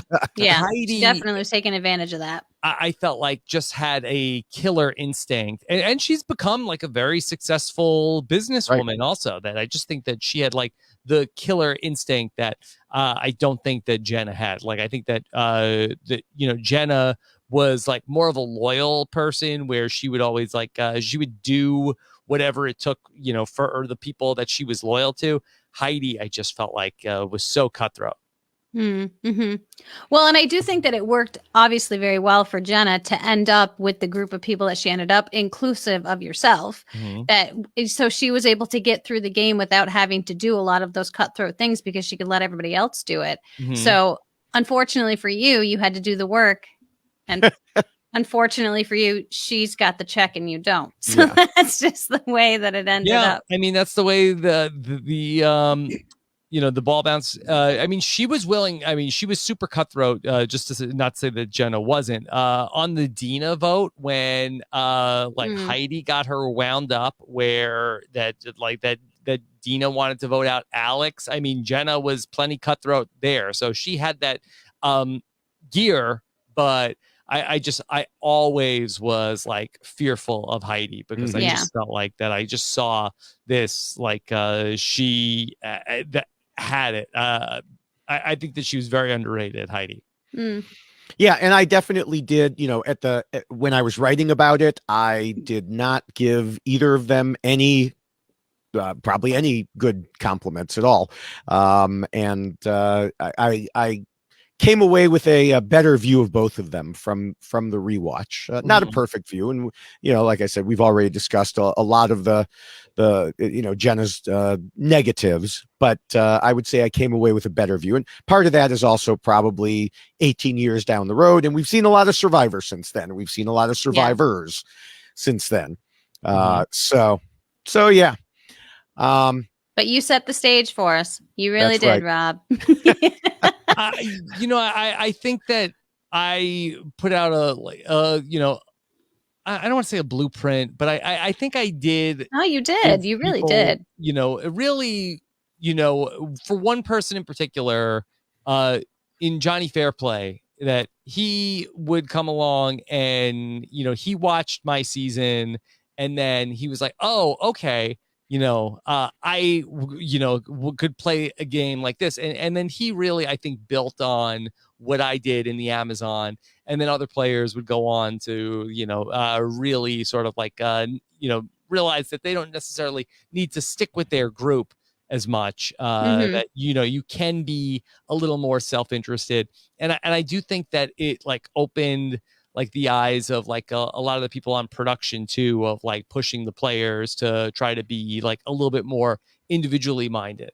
Oh, I'm sure it did, because we were discussing how just this was so early on in Survivor and no one had ever played the game in the same way that you played the game. So I do think that you were the blueprint for people that came after you, because it showed the viewers that this game can be played so much differently, and the players that this game can be played so much differently. So we thank you for that, because my God, I think you were one of the reasons why Survivor is what it is today. Yeah, well, I really appreciate it. I can't take that much credit, but I do appreciate that. But Jessica does have a gift for you. I do. Yes. What is it? What is that? Oh, chocolate and peanut butter? For me? Okay. Can you do me a favor? I just want you to say the line. Oh, here we go. Yeah. Okay, that's scary, Rob. You and I made the same joke. I know you did too. I love it. And I'm like tied up in my shirt also. Yeah. I just want you to say it. Get the girl some chocolate and peanut butter. Yeah. I want to hear. Get the girls some chocolate. I mean, that's crazy that they did that, right? Like, yes,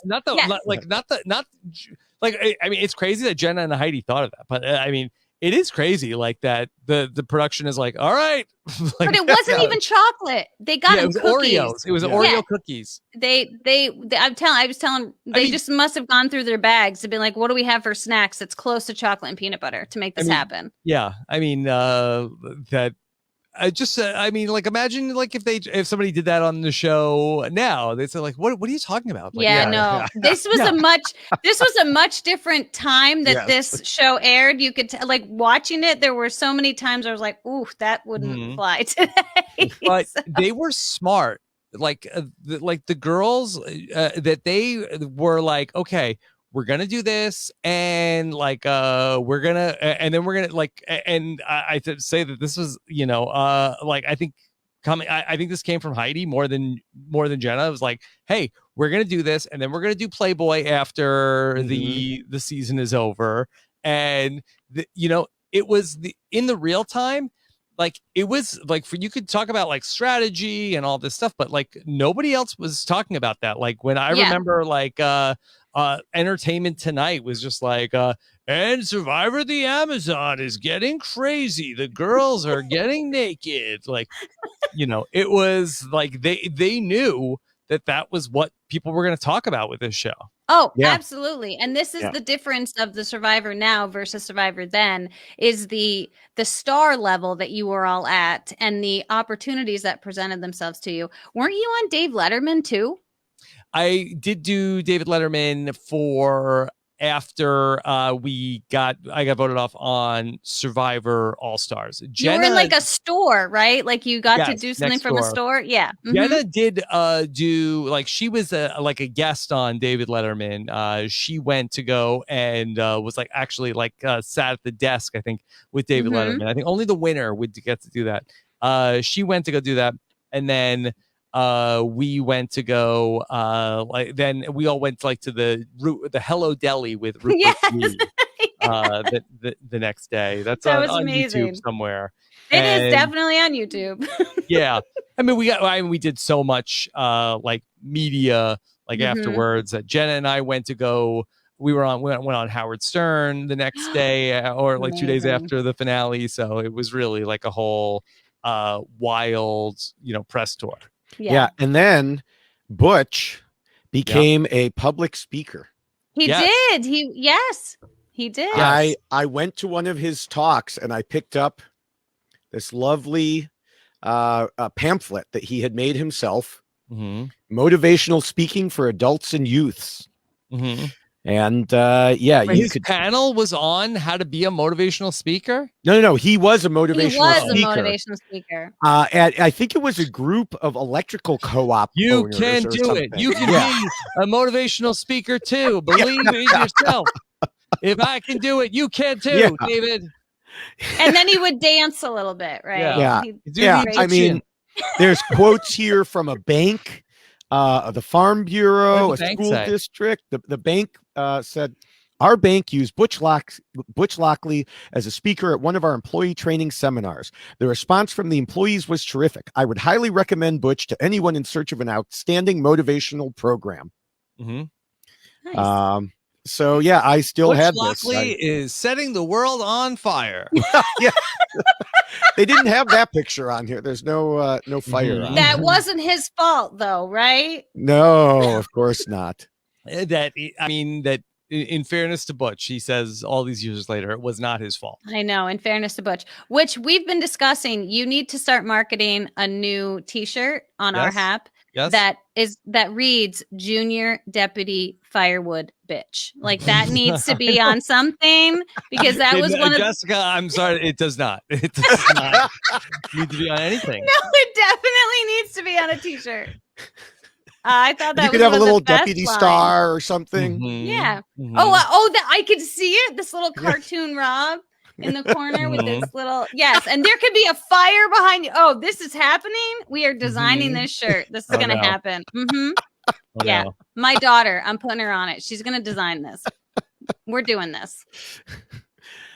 So Don't then worry. the I'll other send thing, you one. I'll send you Yes. now the Yes. other thing, Rob, we did not have an 8-ball, Yeah. but one. I years forgot my ago- 8-ball. Yes, Yeah. years ago, Jessica got me the eyeball, The eyeball. Yeah. What does the did. eyeball which do? also has an 8-ball inside of it. Yes. So you can ask a Ask you question. questions. Yeah. So go ahead and ask me a question, Rob. Will I ever get with it? No. Let's see. Sorry, I'm putting you on Will the spot any here. survivor the Amazon alumni listen to this podcast besides me? Answer unclear. Ask later. Okay. We'll have to go back to that one. Yeah. Yeah. So yeah, Well- I would guess not. Probably Yeah. though. That's my own personal guess. Who not the knows? odds. We've been surprised. Some people have Who knows? listened that we weren't expecting. true. So you Mhm. That never know. is true. Yeah. Maybe we can Okay. offer up some chocolate and peanut butter to those that listen. Yes. Maybe. Something. What else do you want to know after you've watched the season? Can I talk about my point? You know what? I'm going to do this now. You're going to it jump seems- ahead. We haven't I'm- gotten to I'm Appendix A jumping- and B I'm yet. jumping but ahead. she's jumping Oh, ahead. okay. Because I didn't remember this after my initial watch, which was so many years ago. But then on the rewatch, I thought it was interesting in the final tribal council when the question was posed Yeah. by Heidi as to who is the better, player, essentially, like that should be sitting here. Yeah. Who else And I- be up there? Yeah. Right. And so they both referenced you, but I thought it was fascinating that nobody took what Jenna said and turned it on her, turned it against her, if you will, because she sat there in multiple tribal councils and said, I want to sit next to the best player and Mhm. I want to go against the best player because otherwise it doesn't mean anything if you don't sit next to the best player. And then she takes not the best player with her. Mhm. She takes Matthew and then proceeds to tell everyone in the final tribal council that you were the best player. Nobody called her out on it. I Yeah. was quite shocked. Why did nobody say, wait a second, you're not sitting next to the best player, therefore you don't Yeah. get my vote? Well, I don't know. I don't know if people like necessarily remembered it, but I wonder if it was sort of like what you talked about with Adam on your podcast, which was a great listen. I highly recommend people go back and if you missed that, why Adam won with Adam Klein. Everybody talked about like David is going to be the winner, and then people looked at Adam as like making the move to have gotten David out of the game. And then that sort of like locked it up. So I feel like that between not like for Jenna, it was sort of like twofold. Like not only did she come down the stretch and she ended up winning 4 immunities. I mean, 2 of them were like kind of fluky. The 2 she won before the final 4, but the 2 she won in the final 4 were, like legit immunity wins. And then not only did she win, she also like knocked out the person who was like the biggest threat to win. So it was really like her up against Matthew, where then like without me there, like it was like, well, people looked at Matthew like, well, what did you do, Matthew? How did you get here? He didn't even know. He was even confused himself. Yeah. Well, I just thought that was fascinating. Yeah, so I don't think that people like. I mean, but it wasn't like that. The jury was like, "Oh my God, Jenna and is like such a great player." It was like I feel like there was a lot of like, "Can you believe that these are the 2 that are sitting there? Like, these are the last 2?" Yeah, at the beginning of the podcast, we always say, there are 2 groups we're covering: the people who you wonder how they won, and the people who did such a great job. And this is the first group, probably the last of the first group that we will cover, as we're moving forward, because even Jeff asked that question. Now, I think the question everyone really wants to know, Rob, is did you vote out the weak, then the strong, then the weak, then the strong? I mean, I have to think about that. Did we vote out the weak, and then the strong, and then the weak, and then the strong? So I mean, I guess it depends on your definition of weak. Like, well, yes, it changes. I think it's a weird season with it being a battle of the sexes, because I would not say that Ryan and Daniel were weak physical players, even though they did, ironically, like make us lose the first challenge. They were actually rather strong. But the issue was like, were they weak players overall? And is that why they got voted out first? So that's where I sort of like wrestle. I don't think it was traditionally what you would describe as like, did the women do that? Probably with voting out Janet, who was like fits the definition of a weak player. But I would say probably not. We know you love that rule. But we know Jenna voted out the strong at the end. Sure. Yeah. So maybe she followed the rule and I didn't. Maybe that's where a transgression happened. There you go. Now, I will say, that although the women kept in Shauna, who was not the weak, or who was the weak, and they voted out Joanna, who was strong. Right. Yes, we already talked about Joanna. I quoted from some of that insane interview I did with her, but I will say, in Appendix A, one thing that it talks about is keeping your end goal in mind. And of course, that was what you did the entire time. Well, yeah, it was keeping the end goal in mind and worrying about where you're going, not what was going on at any particular moment specifically. If you had actually too much credit, like I think, I will. Plenty. I was worried about like in the day to day and like little like petty things that were going on. Like it wasn't like I had a whole plan on like day one. I feel like I was thinking a few rounds in advance, maybe not all the way to the end. But God bless people that are able to like see that far. Like I was really just like trying to think a few moves ahead. And then when we got closer to the end, like I felt like then I was starting to look towards the end. Yeah. Yeah. If you had won that final tribal council, would you have brought Jenna or Matt with you? I would have taken Matthew. I really felt like that, I always felt very betrayed by Matthew that he didn't try to win that last challenge. I really felt like that him and I like had like an understanding. And again, bad on me. You were the Rudy. I Yeah. thought that him and I really we were in it together. I really felt like from, that real point where, I say to him like, hey, Matthew, like this is the most important conversation that we're going to have in the game. And we're going to vote out Alex. I did have like one other, plan, which ultimately blew up in my face, where I went to Jenna and tried to say to Jenna, hey, like, what do you think? Like, and in that concoction, like I was thinking about, I had figured out a way to get to the final 3 with Jenna and Christy, who hated each other and felt like, hey, they're both going to take me. I can't lose.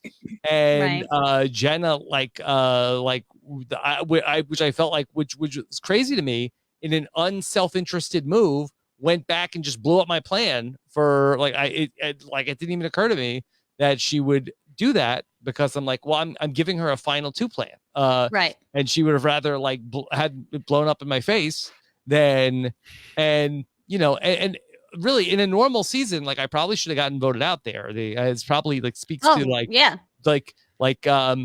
Jenna, I'm sorry, Butch and Christy and Matt are just like, hey, what was that all about? Like, I don't know what she's talking about. She's talking crazy, making stuff up. Which is like it was not even a convincing lie. It was very, very unconvincing. But I don't even remember where I started off with this. But what was the question again? Yeah, I would have taken Matt. I felt like that Matthew and I were going to be like, I just felt like that we were sort of like in it for the long haul. And like I really came to like Matthew by the end of the season, and I just felt like that. I don't know why he felt like that he was going to be able to just like get rid of me and then go to the end with Jenna. Yeah, well, maybe he realized that he wasn't going to win against you.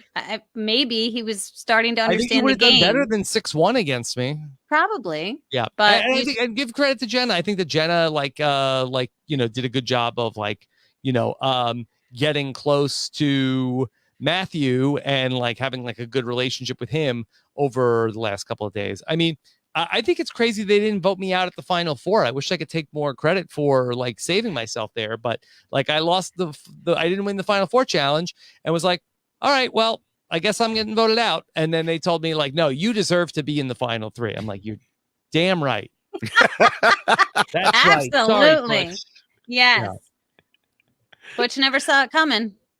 Yeah. Matthew told him, and then he punched the tree. He was very really? Yeah. Really? Oh my Matthew, gosh, I had no idea. To tell him like, it's going to be you tonight, and he's like, and he punched a tree. I'm looking to see if there's a bruise on his any That's pictures. amazing. I had no idea, and he loved that firewood so much. He loved the wood, and he punched in the tree. You always hurt the ones you love. Yeah, apparently. Wow, I had no idea. So how close to tribal council was that he spilled the beans? It was like right before tribal council. Interesting. Very interesting. See, a little bit of information. Didn't know. Yeah, he Thanks didn't for know. sharing. Yeah, I mean, again, but I to this day, I'll never understand. Like, other than Jenna said that you deserved it more than Butch. But this goes back to what we've been talking about, how you were looking at this game much differently than any of them. Completely. I mean, you were being strategic the whole way through. They were making decisions based on like, oh, you deserve it more. How about he's going to beat everybody? Like maybe they should start looking at the threat level that you're bringing to the table, as opposed to, well, you deserve it more than Butch. That's not how you play this game. It's not how you play the game. And I can't say that like I was the only. Dina, I think, also looked at the game. But you recognize that. Yeah. Yeah, quit trying to be so modest, Rob. No, I just did like that. I think that maybe it's like because I can see like all of the places where I got lucky breaks, as opposed to the things like I could not come on here and say like I just was like, oh, I had everybody wrapped around my finger and like it was so easy. Like there were a lot of things that went my way that I think that could have easily gone a different way.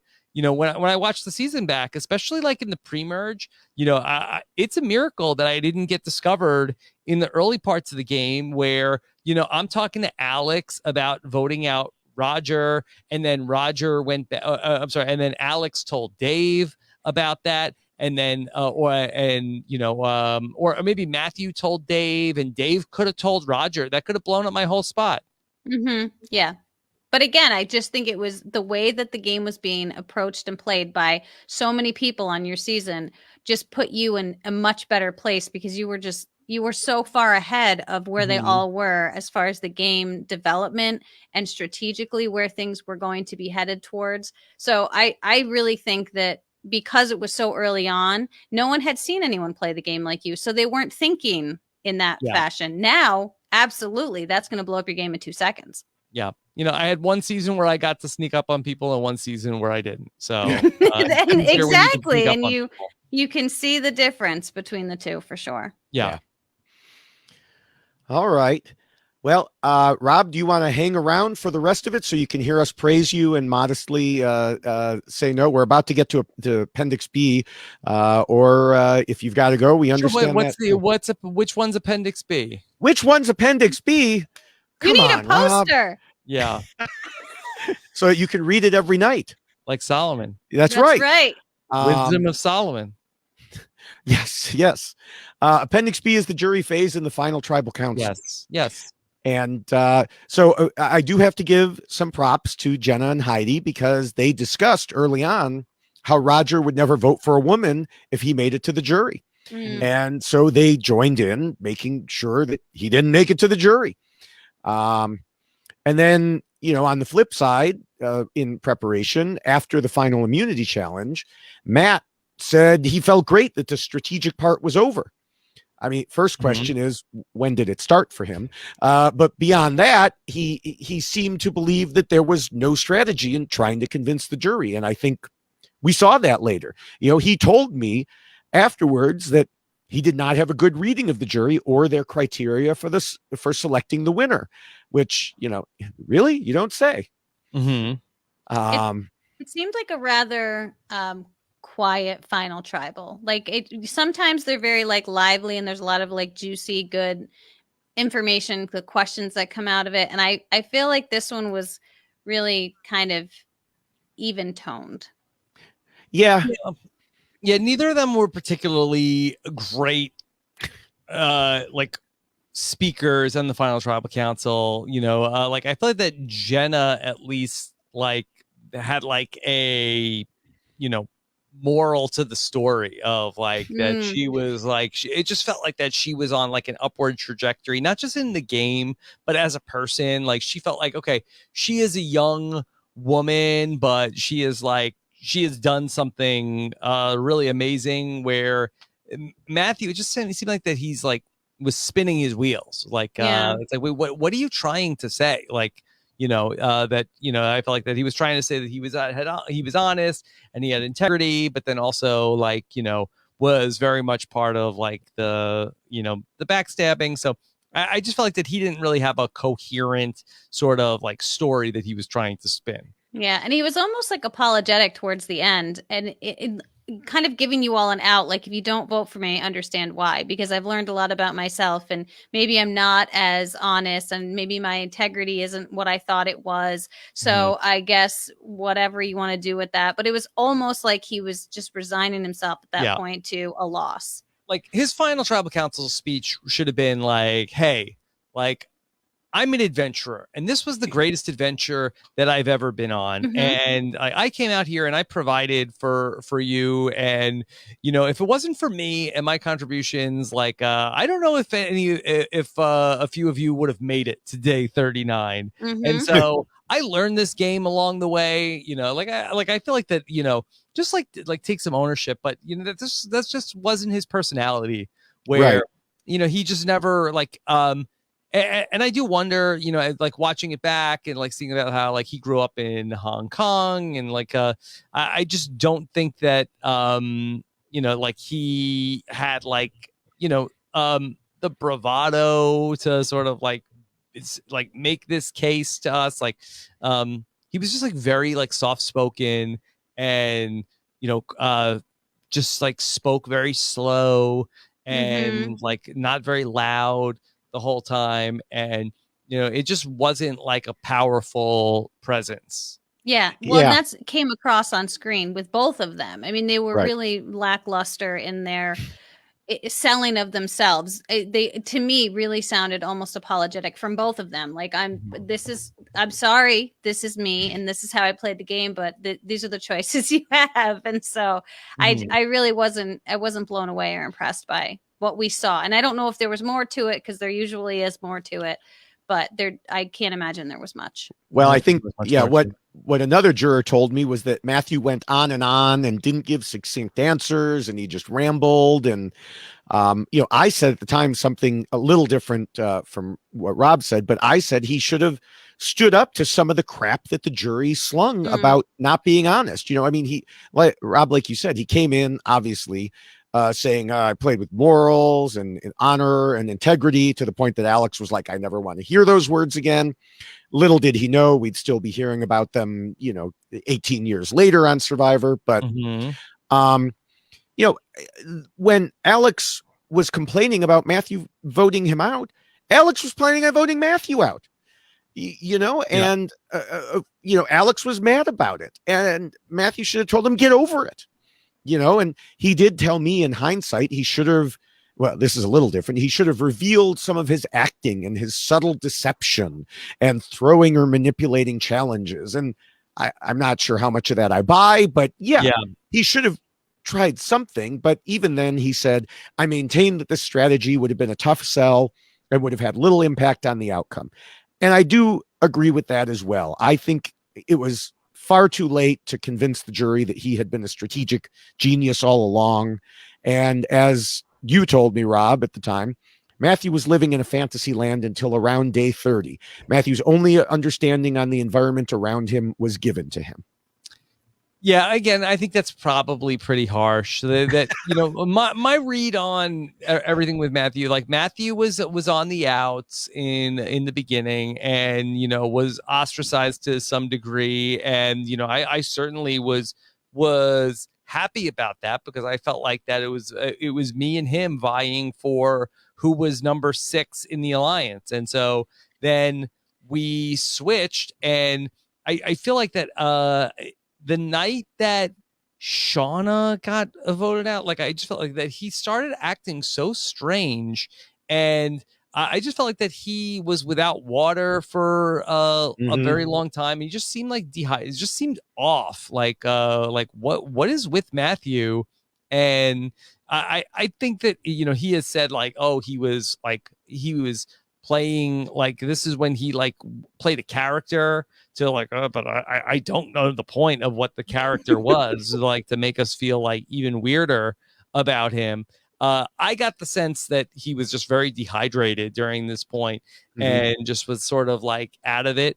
And then really like him and Alex had like some friction over like this weird love triangle with Shauna, where Alex and Shauna kind of had a thing, but Matthew was like also pursuing Shauna for like, which like in an unrequited sort of way. But then so like him and Alex like ended up having like some weirdness after that.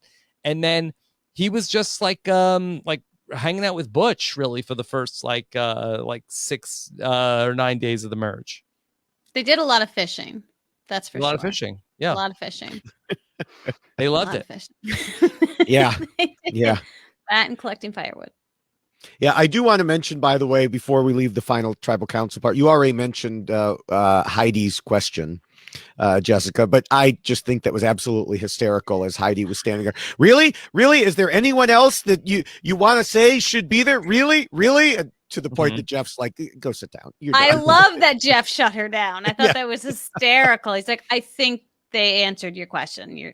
I mean, I do think to Jenna's credit, I do think that there was some strategy in that, because she knew she had Heidi's vote already in the bag. Why would you ever say Heidi in that situation if you're Jenna? You wouldn't. You got to pick someone else. Yeah. And she picked you. That's a good point. So Jessica, yes. It is about time to wrap things up. What are your final thoughts about Jenna and Rob pretending that Rob isn't here? Well, I'm going to start with this. Do you want me to turn my camera off? No, this is great. I love this. I'm going to quote you, Rob, to start my final thoughts. Oh boy. When you said, I wish there was a choice C, but there isn't. And that was when you were talking about who was left. And you had Jenna and you had Matthew to vote for. And I'm looking at this going, I wish there was a choice C too. And I wish that choice C was Rob, which C.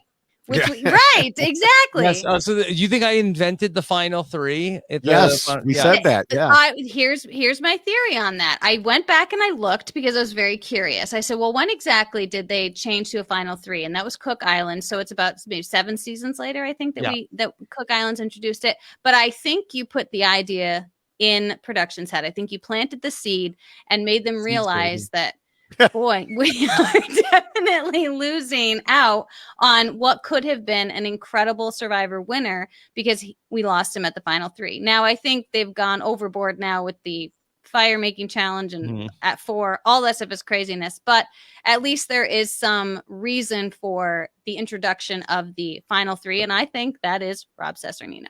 So, I don't want to interrupt your. That's fine. I think that, I really feel like, between Terry ultimately and not getting to the final three in Panama, I think that was like the straw that broke the camel's back. Well, but you started that trend. I think that you were the first one they looked at and went, wow, we missed out on that one. And then when they saw it again and they started to revamp and reconfigure how the season was going to progress, because I think at this point, things were very regimented. How many people they were going to have on the show, when they were going to merge.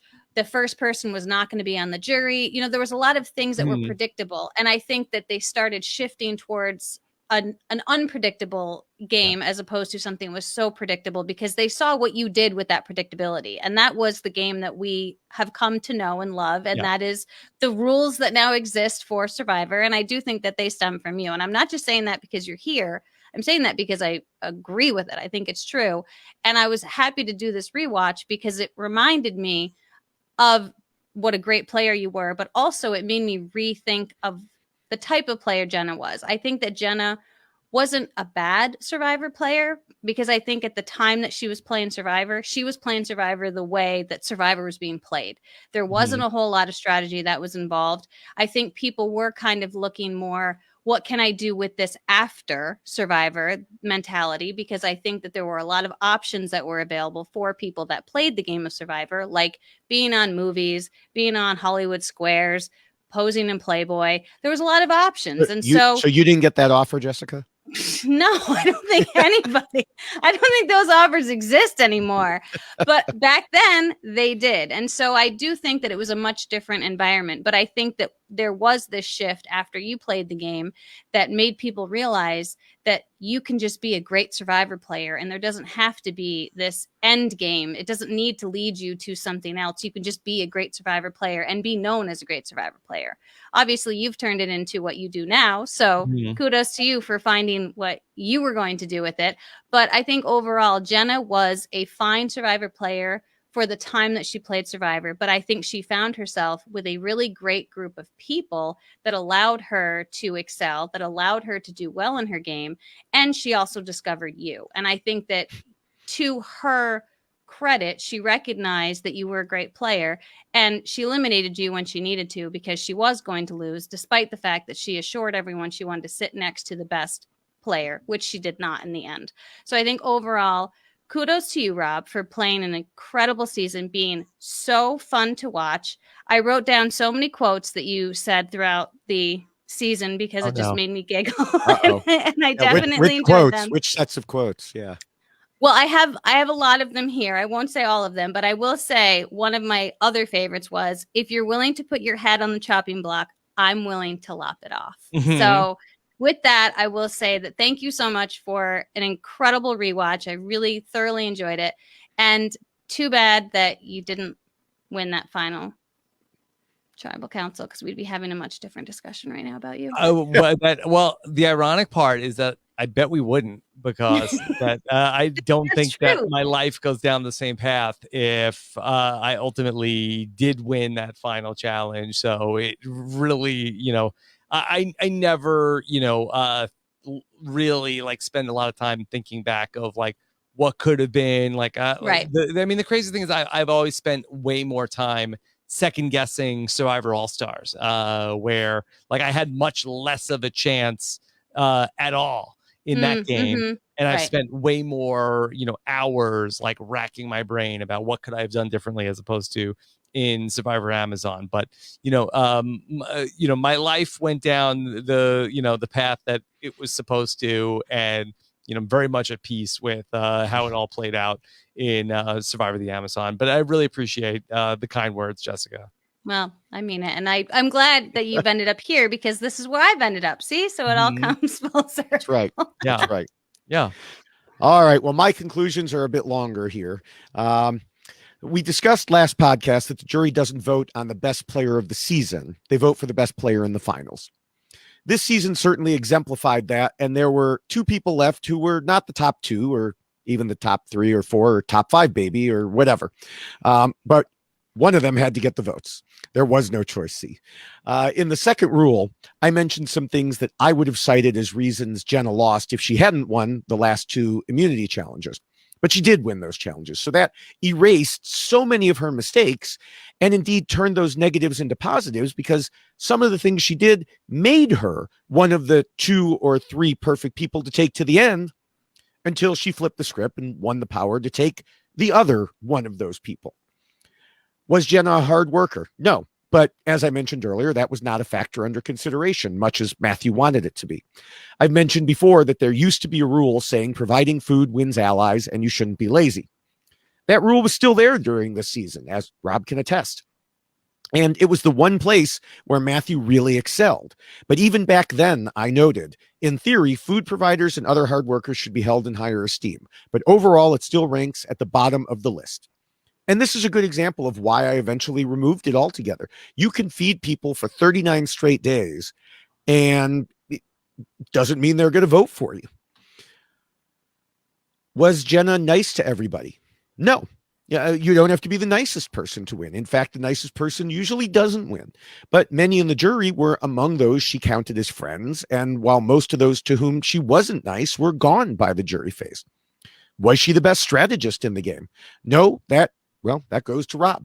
But she did what it took to stick around, making a couple of strategic moves, some physical moves, giving her all in the last 2 immunity challenges.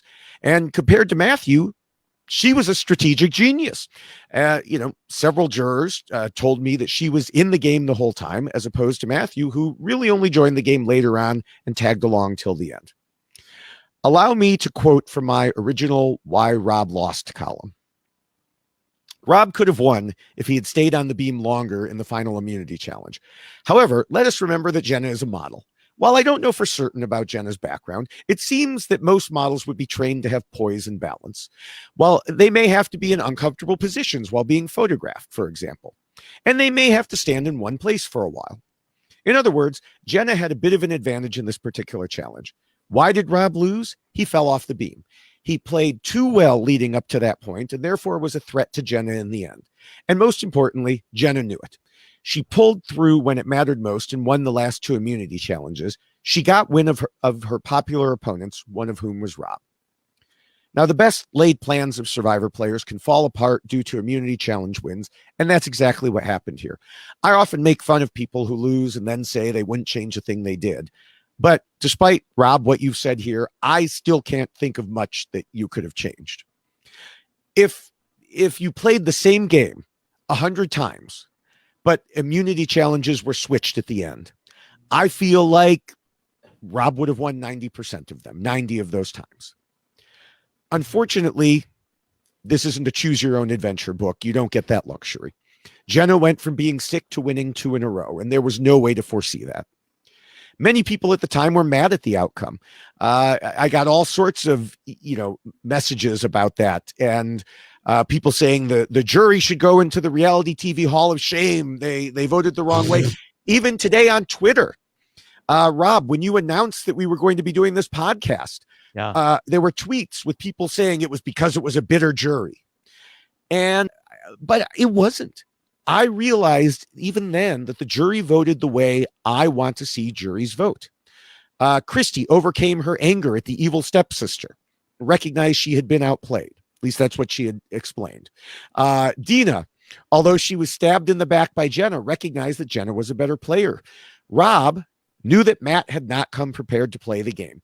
The jury did not vote according to personality or emotion, but according to who played the better game out of those two.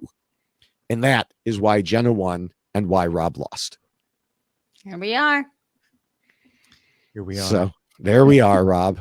Now, 18 years later, you have the answer to the question that you asked me. I was wondering. I wake up and I'm like, why did I lose? What did I do? You asked me. That was the first words you spoke to me. Yeah. So, yeah, I feel like that, Jenna, had she played now, I feel like that people would stan her. I think that she would be like, I think she was like the closest comparison I feel like is she's like a Michelle Fitzgerald. I feel like that in the same way that the fans like came around to really love Michelle. Like I feel that's like kind of who Jenna is most like as a Survivor winner. I mean, I can't say that because Michelle never, maybe moved out of that situation entirely. Maybe, yes, but not with the scenes of her talking about they hate me because I'm beautiful. I have a handicap as a model. I'm going to ignore the deaf person for as long as I can. All those things were what turned those of us at the time against her. Those things would not play well on social media at all. Points are made. Yeah. Fair Points. Fair points. So, but if she were taken into a completely different situation, well, then we would have had to see. So yeah. But yeah. So there we have it, and now you can sleep at night because you know the answer. Now, I've been so tired. Yes. Yeah.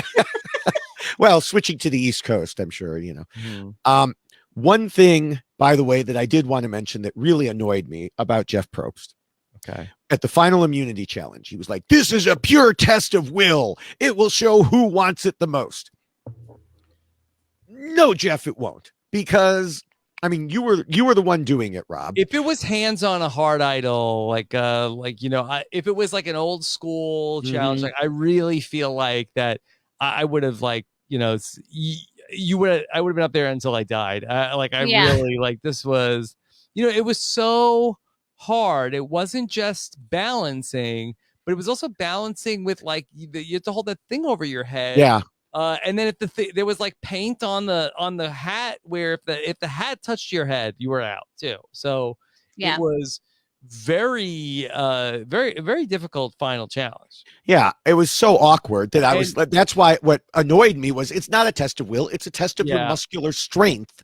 Well, to me, I always didn't like the final challenge, but it wasn't until like years and years and years later, like only in the last couple of years, that like I've even thought to ask myself, you know what, I bet they did that. They wanted the theme of the season was men versus women. And I wonder if that final challenge was like they really wanted to make sure it was going to be at least a woman in the final challenge, and preferably a man versus a woman in the final challenge, where because that, what a great, I didn't think about this at the time, but just thinking back to the show loves to have the season make sense with the theme, and what better way. Jeff Probst quoted you. Yeah. Jeff Probst quoted you about how appropriate it was that it was a man versus a woman in that final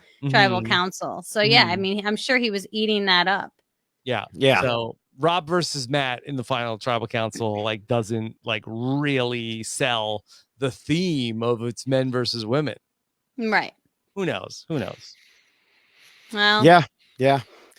All right. Well, I think that about wraps it up, except of course that we have to remind everybody that those rules are available as a poster and a T-shirt and a mug, and so everybody should get those things and What study you need them every is night. a postcard for keeping under your pillow when you go to sleep. Well, if you just hang it above you, you can, Yeah. Right. But when Solomon told me about that he said that he was traveling and he wasn't able to take his poster with him on the road. Oh, that's a good point. no. But the shirt, you could can do a take a picture of your shirt. poster and just have it on your phone. Yeah. Well, Yeah. or you could, the mug. It's not We'll a need to travel work mug on this. officially, but it's a mug, and Mhm. T-shirts travel well. We'll have to So work on again, this. anyone who wants the shirts or the mug, go to robhasawebsite.com or robhasapodcast.com. Click on the merch link for the poster, tinyurl.com/David Rules Poster 2. And of course, Rob, I don't know if you've heard of this, but people should check out the RHAP patron program. Yeah, They it's the should. start of a brand new month. We got a lot going on for the patrons of Rob as a Podcast. If you're following Big Brother, we're doing not one but two Big Brother patron shows a week, plus the patron feedback shows for the top 40 countdown, and then also the patron 5 for 5 that I do with the First Lady of Podcasting. Plus, we've just made the links to watch all the international Survivor seasons available exclusively to the patrons as well. Plus, patron community in the Facebook group and Discord. So tons of great stuff for the patrons of RHAP. Yes, and it's like you were reading from my notes, Rob. Yes, and of course, anyone could do that at robhasawebsite.com/patron. Thank you, David. Do you want to just do thank yous and say follow us on Twitter and we'll do that? Well, I think yes. Obviously, besides the Facebook groups, there is Twitter. Jessica, Yes. have you ever heard of Twitter? I might have heard of Twitter. Yes. And so if you'd like to follow me on Twitter, I am at Jessica Lewis 89. I got to get there we go. At Jessica Lewis 89. You can follow me on Twitter. He's at David Bloomberg, the guy who's over. Everything's backwards. And Rob, you are at Rob Cisternino. We didn't have Twitter when I was on Survivor. No, you did not. Yeah. And now I had so many followers in 2002 and 2003. You would 2003. have. I would have been I would have been just huge. I would have been an influencer. You are an influencer now. Influencer. That's right. I love it. Would have been so would have been so great. I didn't have a Twitter account until I went on Survivor. So yes, this definitely changes you as far as social media is concerned. But you should follow us all to get all of the highlights and all of the posts from RHAP and from David and from and all the things that we experience in our lives. So you should definitely follow us all. And I would also like to say thank you to Will from America, who created the theme song that you hear before this podcast begins. And also thank you to Scott St. Pierre for all of the incredible editing that he does on Why Blank Lost and all the other podcasts that Rob puts out. And I should thank the man since he is here today. So David thank you, Bloomberg. Rob. Well, thank you, David, but also thank you, Rob, for being here with us and for joining us. I'm sure that the listeners will. I appreciate it. Well, I'm sure the listeners will love it and find it very entertaining. I think this has been an incredible opportunity to get to chat with you, get some inside skinny on information we didn't have before. So thank you so much for jumping in here today and for everything that you do with Rob Has a Podcast. Obviously, yes. I know it's yours, but you have welcomed everyone in the way that you do. It's such an incredible experience. So thank you for everything you do for all of us. Well, thank you both for all the kind words. I really appreciate it. Sure. And yes. And of course, thank you to Jessica also, as well as Rob. So everyone should make sure that you're subscribed to all of the RHAP Survivor podcasts at robhasapodcast.com/survivor or on your favorite podcatcher. We are also on the reality TV RHAP Ups feed, where you'll find a ton of Big Brother content and other Survivor content, the international Survivor content, you name it. So definitely check all of that out. As for the future, we expect to cover 3 more of the top 7 seasons. So just doing the math, we're going to be back again in a couple weeks for the next look at why somebody won. And then after the countdown, it will be a quick transition right into Survivor 41. Yes, this is a lot of work. Yeah. So until then, everyone, we will see you soon. Bye.